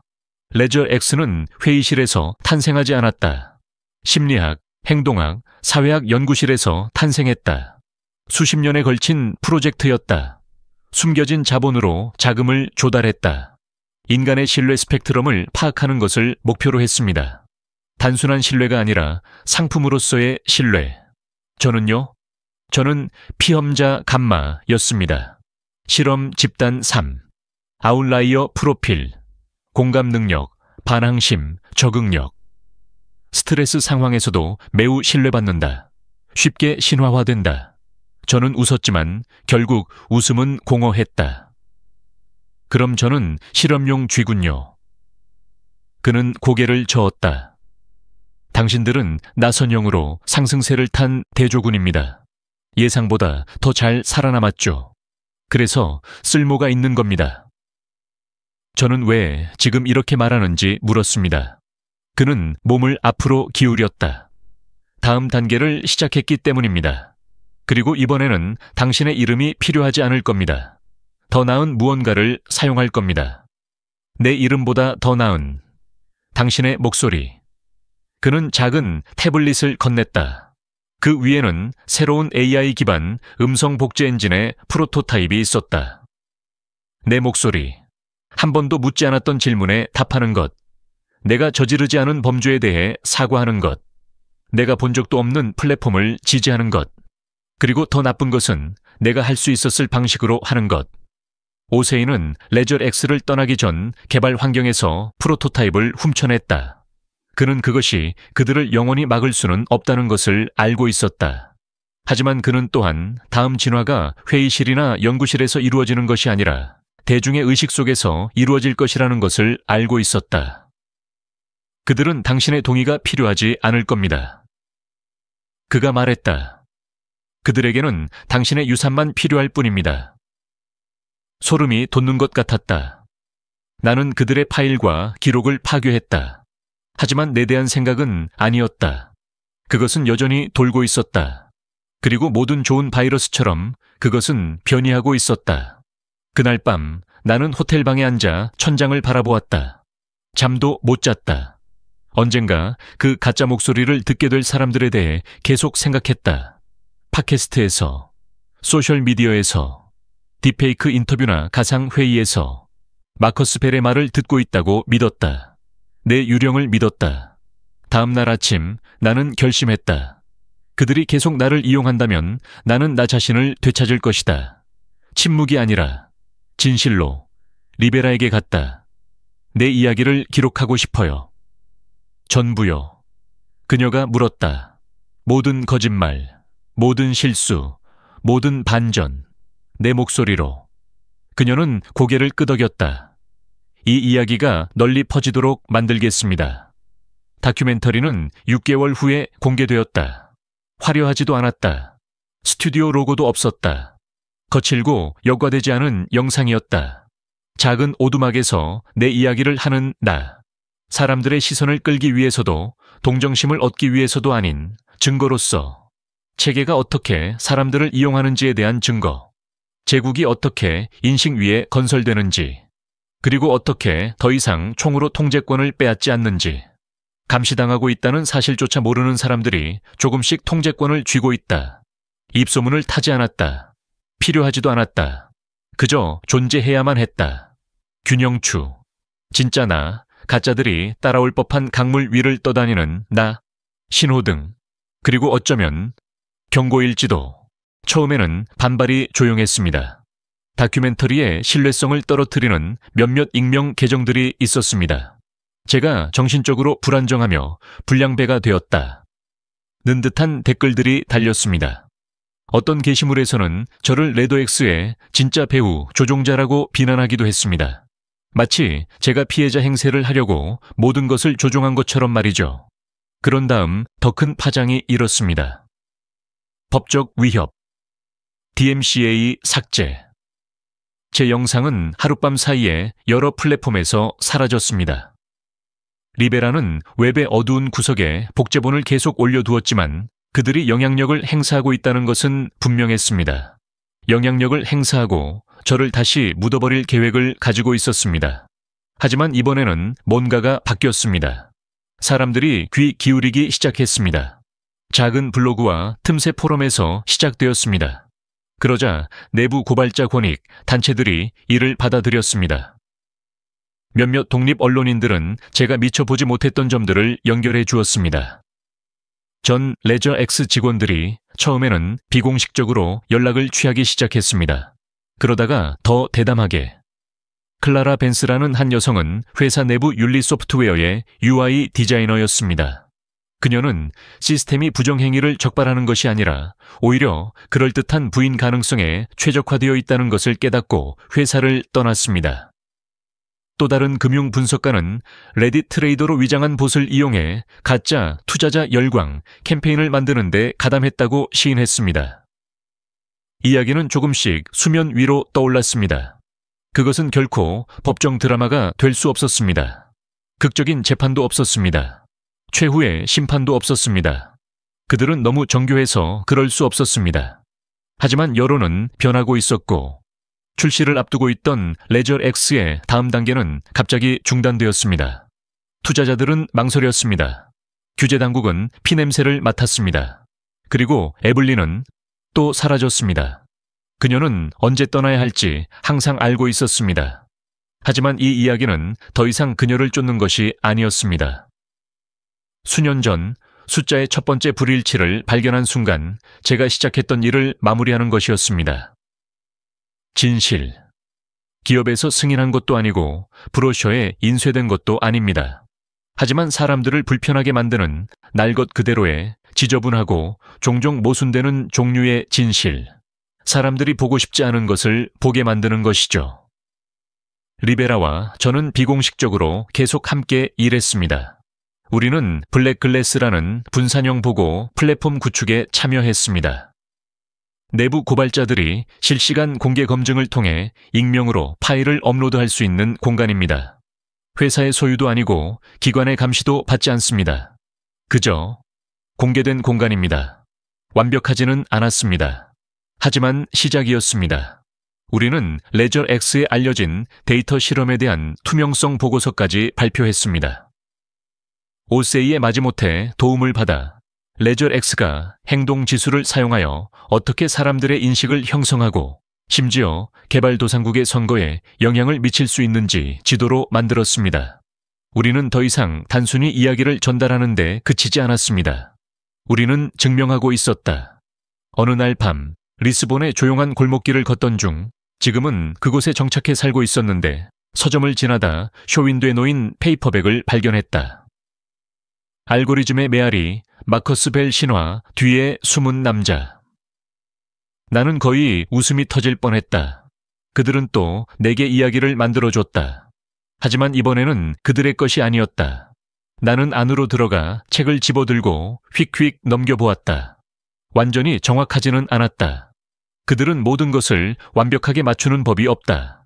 하지만 한 구절이 내 기억에 남았다. 진짜와 가짜가 시간이 지날수록 희미해지는 세상에서 마커스 벨은 우리가 바라던 영웅이 아니었다. 그는 사라지기를 거부하는 남자였다. 나는 책을 내려놓고 주머니에 손을 넣은 채 걸어 나왔다. 망토도 없고 영화 계약도 없고 순교자도 없었다. 나 혼자였다. 아직도 걷고 있었다. 그들이 다시 올까봐 걱정되는 날들이 있다. 문 두드리는 소리, 암호화된 메시지, 은색으로 인쇄된 검은색 카드가 내 우편함에 기다리고 있다. 하지만 더 이상 두렵지 않다. 나는 그 기계를 마주했다. 그 기계가 윙윙거리고 삐걱거리고 재계산하는 소리를 들었다. 그리고 나는 이것을 안다. 그들은 우리를 추적하는 시스템을 만들 수 있다. 우리를 흉내내기 위해, 우리를 침묵시키기 위해. 하지만 그들은 우리를 지울 수 없다. 우리가 먼저 말한다면. 그리고 그래서 나는 계속해서 이 이야기를 할 것이다. 내 모든 것을 앗아가더라도. 결국 진짜 진실은 그럴 만한 가치가 있기 때문이다. 재밌는 건 일단 당신의 이름이 상징이 되면 사람들이 당신을 더 이상 사람으로 보지 않는다는 겁니다. 어떤 사람들은 저를 디지털 윤리의 순교자라고 부르기 시작했습니다. 어떤 사람들은 저를 위장한 사기꾼, 편집증적인 내부 고발의 전형이라고 불렀습니다. 하지만 아무도 진정으로 묻지 않은 것은 바로 이것이었습니다. 나는 지금 누구인가? 오랫동안 저를 거의 집어삼킬 뻔했던 시스템에 의해 정의되었기 때문입니다. 내 이름, 내 목소리, 내 기록, 이 모든 것이 레저 X가 팔고 조작하고 파괴하고 마음대로 부활시킬 수 있는 무언가로 뒤틀려 있었습니다. 하지만 그것들 없이, 혼돈 없이는 마커스 벨에게 남은 것은 무엇이었을까요? 나는 다시 조용해졌습니다. 인터뷰도 없고 팟캐스트도 없고 패널도 없었습니다. 스포트라이트는 필요 없었습니다. 스포트라이트가 제게 끼친 피해를 생각하면 말이죠. 대신 저는 자원봉사를 했습니다. 지역 쉼터, 공공기술 클리닉, 난민 공동체를 위한 익명의 사이버 보안 지원, 작고 조용한 것들, 헤드라인을 장식하지 않은 일, 깊은 치유에 무언가가 있었다. 몇 년 만에 처음으로 이용당하지 않으면서도 내가 쓸모있다는 느낌을 받았다. 그리고 그 구별은 내가 생각했던 것보다 훨씬 더 중요했다. 그러던 어느 날 저녁 봉투 하나를 받았다. 디지털이 아니었다. 진짜였다. 발신인 주소도 없었다. 안에는 사진 한 장이 들어있었다. 포르투의 좁은 길을 걸어가는 내 모습이 담긴 사진이었다. 손에는 식료품 봉지를 들고 눈을 내리깔고 아무것도 모른 채 누군가 찍은 것이었다. 최근이었다. 뒷면에는 깔끔하고 비스듬한 글씨로 손으로 쓴 글이 있었다. 아직 끝나지 않았어. 이 두려움을 느꼈어야 했다. 편집증. 하지만 그 대신 다른 무언가를 느꼈다. 명확함. 그녀가 옳았다. 아직 끝나지 않았다. 시스템은 끊임없이 진화하기 때문이다. 단지 적응할 뿐이다. 레저 X는 훨씬 더 거대한 괴물의 머리 중 하나였다. 에블린이 사라진다 해도 그녀의 청사진은 사라지지 않았습니다. 새로운 전선이 형성되고 있었습니다. 취약한 경제권의 암호화폐가 뒷받침되는 정부들, 최적화라는 명목으로 큐레이션된 편향이 주입되는 AI 모델, 평판 점수는 기본적인 서비스를 허용하거나 거부하는 데 사용됩니다. 레저 X는 단지 프로토타입일 뿐입니다. 다음은 생산 모델이었습니다.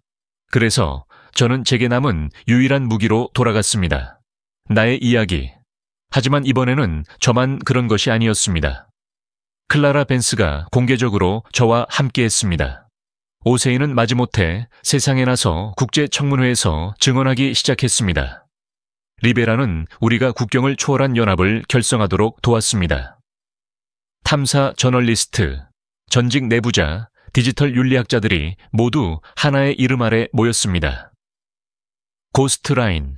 우리는 활동은 눈에 보이지 않았지만 진실은 투명했습니다. 우리의 첫 번째 주요 폭로.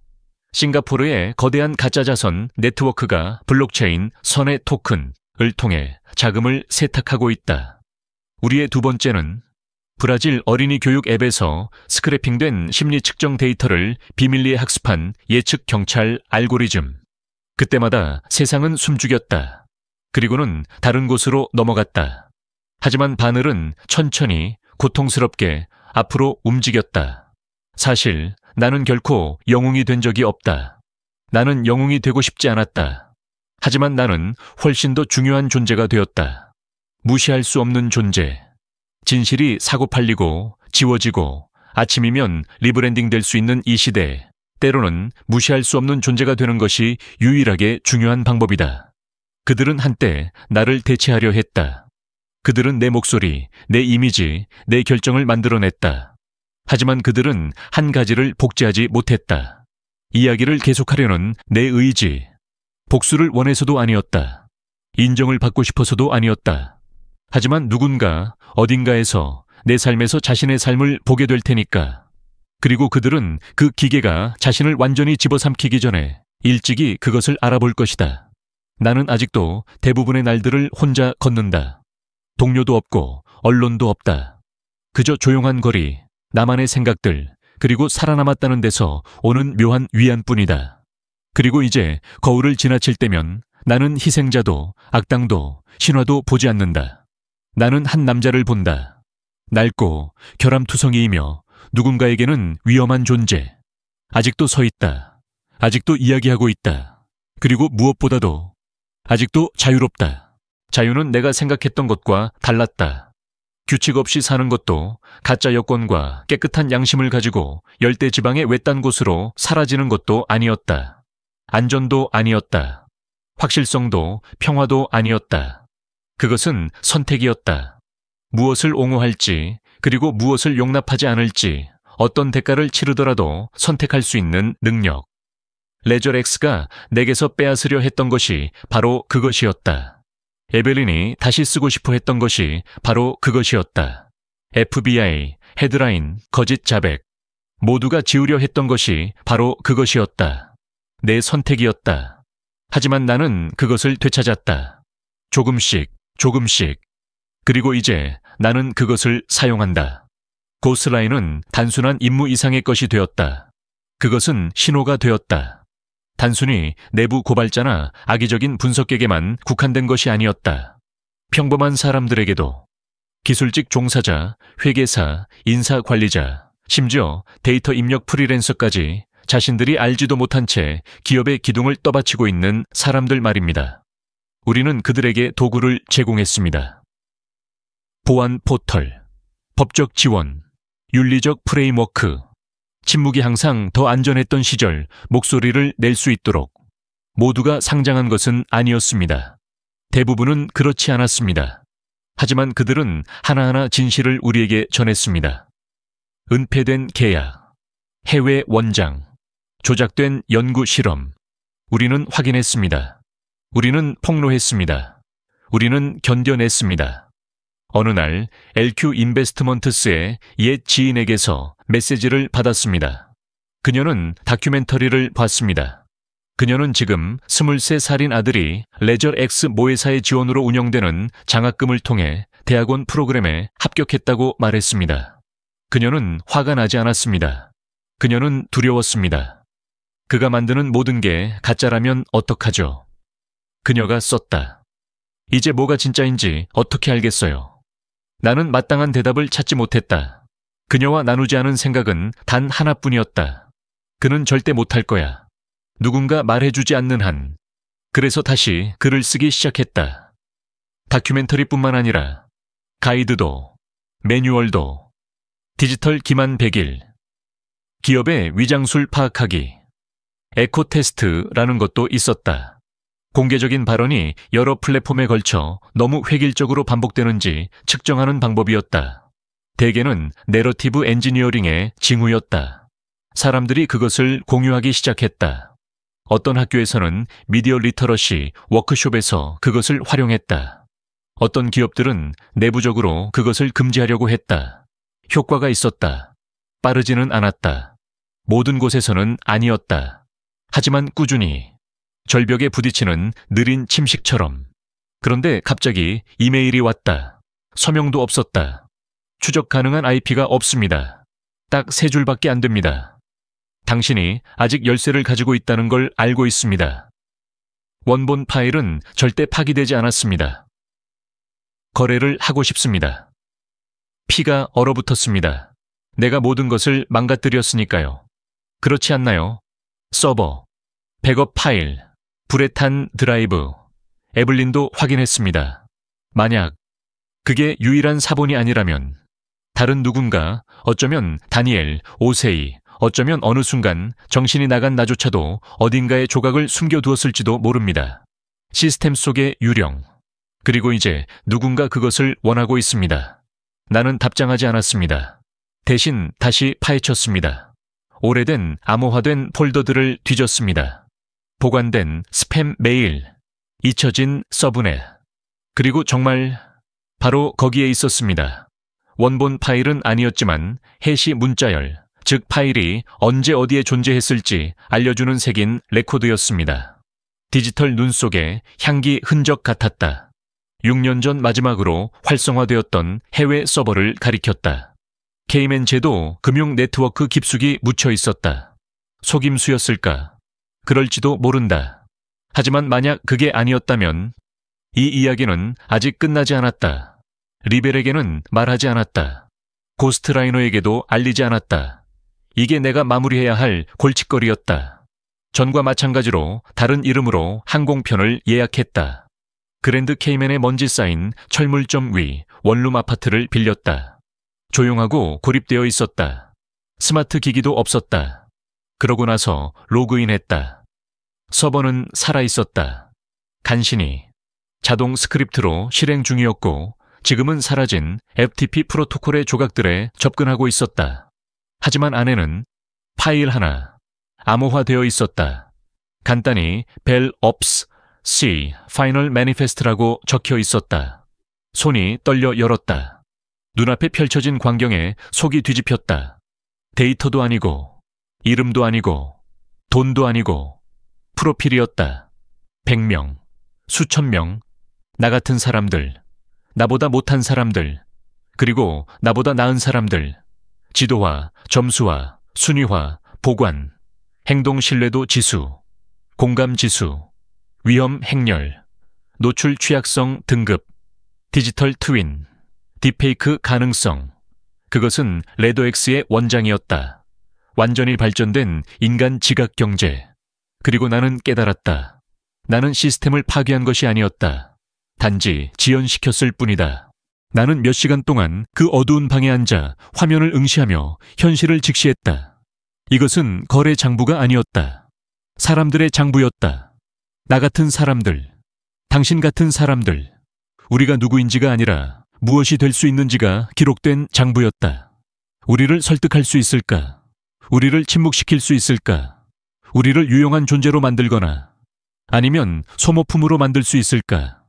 각각의 프로필은 계산된 위험이었고 데이터에 기반한 예측이었다. 단순히 우리를 감시하는 시스템이 아니라 우리를 조종하는 시스템이었다.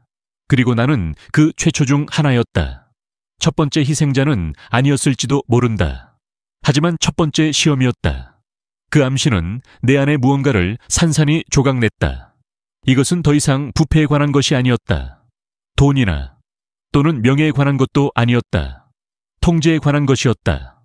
코드로, 알고리즘으로 편이라는 가면을 쓴 조용한 전쟁이었다. 그리고 대부분의 사람들은 자신이 졌다는 사실조차 모를 겁니다. 왜냐하면 그들은 자신이 싸우고 있다는 사실조차 깨닫지 못할 테니까요. 파일을 복사했습니다. 3겹까지 암호화했습니다. 그러고 나서 오랫동안 하지 않았던 일을 했습니다. 선택했습니다. 바로 공개하지 않기로요. 이제야 이해했으니까요. 이 내용이 맥락 없이 안전장치 없이 유출된다면 진실을 폭로하는 데 그치지 않고 공황 상태에 빠지게 할 겁니다. 더 심한 경우 모든 것을 영원히 묻어버릴 보복을 초래할 겁니다. 도움이 필요했습니다. 리베라뿐만이 아닙니다. 고스트라인뿐만이 아닙니다. 하지만 열린 마음을 가진 사람들, 윤리를 가진 사람들, 눈을 크게 뜨고 있는 사람들, 내가 믿을 수 있는 사람들, 적어도 다른 사람들보다 덜 불신하는 사람들. 몇 주 후 노르웨이의 한 안전가옥에서 클라라 벤스와 오세이를 만났습니다. 나는 그들에게 명단을 보여주었습니다. 그들은 몇 분 동안 아무 말도 하지 않았습니다. 그들이 말을 마치자 클라라는 이렇게만 말했다. 이건 예측적 대량 학살이야. 오세이는 고개를 끄덕였다. 조용히, 부끄러웠다. 그는 어렴풋이 그런 광경을 본 적은 있지만 이런 모습은 아니었다. 우리는 시장 적응을 위한 도구를 만들고 있다고 생각했어. 그가 중얼거렸다. 우리는 소비자를 모델링하고 있었지. 영혼을 모델링한 게 아니야. 하지만 그건 거짓말이다. 그건 용광로를 덮은 얇고 우아한 커튼이다. 우리는 더 이상 허가가 필요 없는 시스템의 사용 사례일 뿐이었다. 우리는 고스트라인 핵심 세력의 긴급 정상회의를 소집했다. 언론인부터 윤리학자, 전직 정보관부터 디지털 자유 운동가까지. 이름도 녹음 파일도 기기도 없었다. 세상을 뿌리째 뒤흔들 수 있는 파일의 운명을 결정하는 것은 오직 살과 뼈를 가진 사람들 뿐이었다. 투표는 만장일치가 아니었다. 어떤 이들은 파일을 공개하고 싶어 했다. 어떤 이들은 파일을 영원히 묻어버리고 싶어 했다. 확실히 하고 싶었을 뿐이야. 일단 공개되면 되돌릴 수 없으니까. 두 번째 기회는 없어. 결국 우리는 타협했어. 선언문은 폐기되지 않을 거야. 하지만 그 이면에 숨겨진 메커니즘, 즉 통제의 틀은 폐기될 거야. 조심스럽게, 조금씩. 우리는 패턴을 유출할 거야. 허구, 풍자, 교육으로 위장해서 전면적인 무대를 불태우지 않고 작전 설명서의 일부를 폭로할 거야. 대중에게 완전한 진실을 알리기 전에 그들을 준비시킬 거야. 비겁함이 아니었어. 전략이었지. 진실은 이해되었을 때만 강력해지니까. 그래서 내가 여기 있는 거야. 마커스 벨, 전직 데이터 감사관, 이론상 도망자, 신화 속 순교자, 실제 생존자. 아직도 걷고 있어. 아직도 지켜보고 있어. 아직도 선택하고 있어. 왜 이제 와서 이 모든 이야기를 했는지 궁금하실 겁니다. 왜 침묵을 깨는 걸까요? 왜 또 위험을 감수하는 걸까요? 어쩌면 어딘가 이상한 곳에서 일하고 있을지도 모르니까요. 뭔가를 봤을지도 모릅니다. 코드 한 줄, 계약서의 이상한 조항, 행동 추적 방식의 갑작스러운 변화 같은 것 말입니다. 그냥 상상일 뿐이라고 생각할 수도 있습니다. 그렇지 않습니다. 그리고 당신만 그런 게 아닙니다. 당신에게도 선택권이 있습니다. 그들은 말하지 말라고 할 겁니다. 당신이 오해한 거라고. 그건 그저 회사 정책일 뿐이라고, 당신의 허가 범위를 벗어난다고 말할 겁니다. 하지만 제가 바로 그 증거입니다. 말하는 데는 모든 것이 든다. 하지만 침묵은 더 큰 대가를 치른다. 자, 결정하세요. 지금, 오늘, 당신은 무엇을 지지하시나요? 그리고 만약 그들이 당신에게 찾아온다면, 만약 당신의 이름, 당신의 목소리, 당신의 삶을 사용한다면 그것을 되찾기 위해 싸우시겠습니까? 아니면 그들의 장부에 또 한 줄로 남을 것인가? 기계는 오지 않을 테니까. 이미 여기 있다. 그것의 일부가 될지 아니면 더 큰 무언가가 될지 결정해야 한다.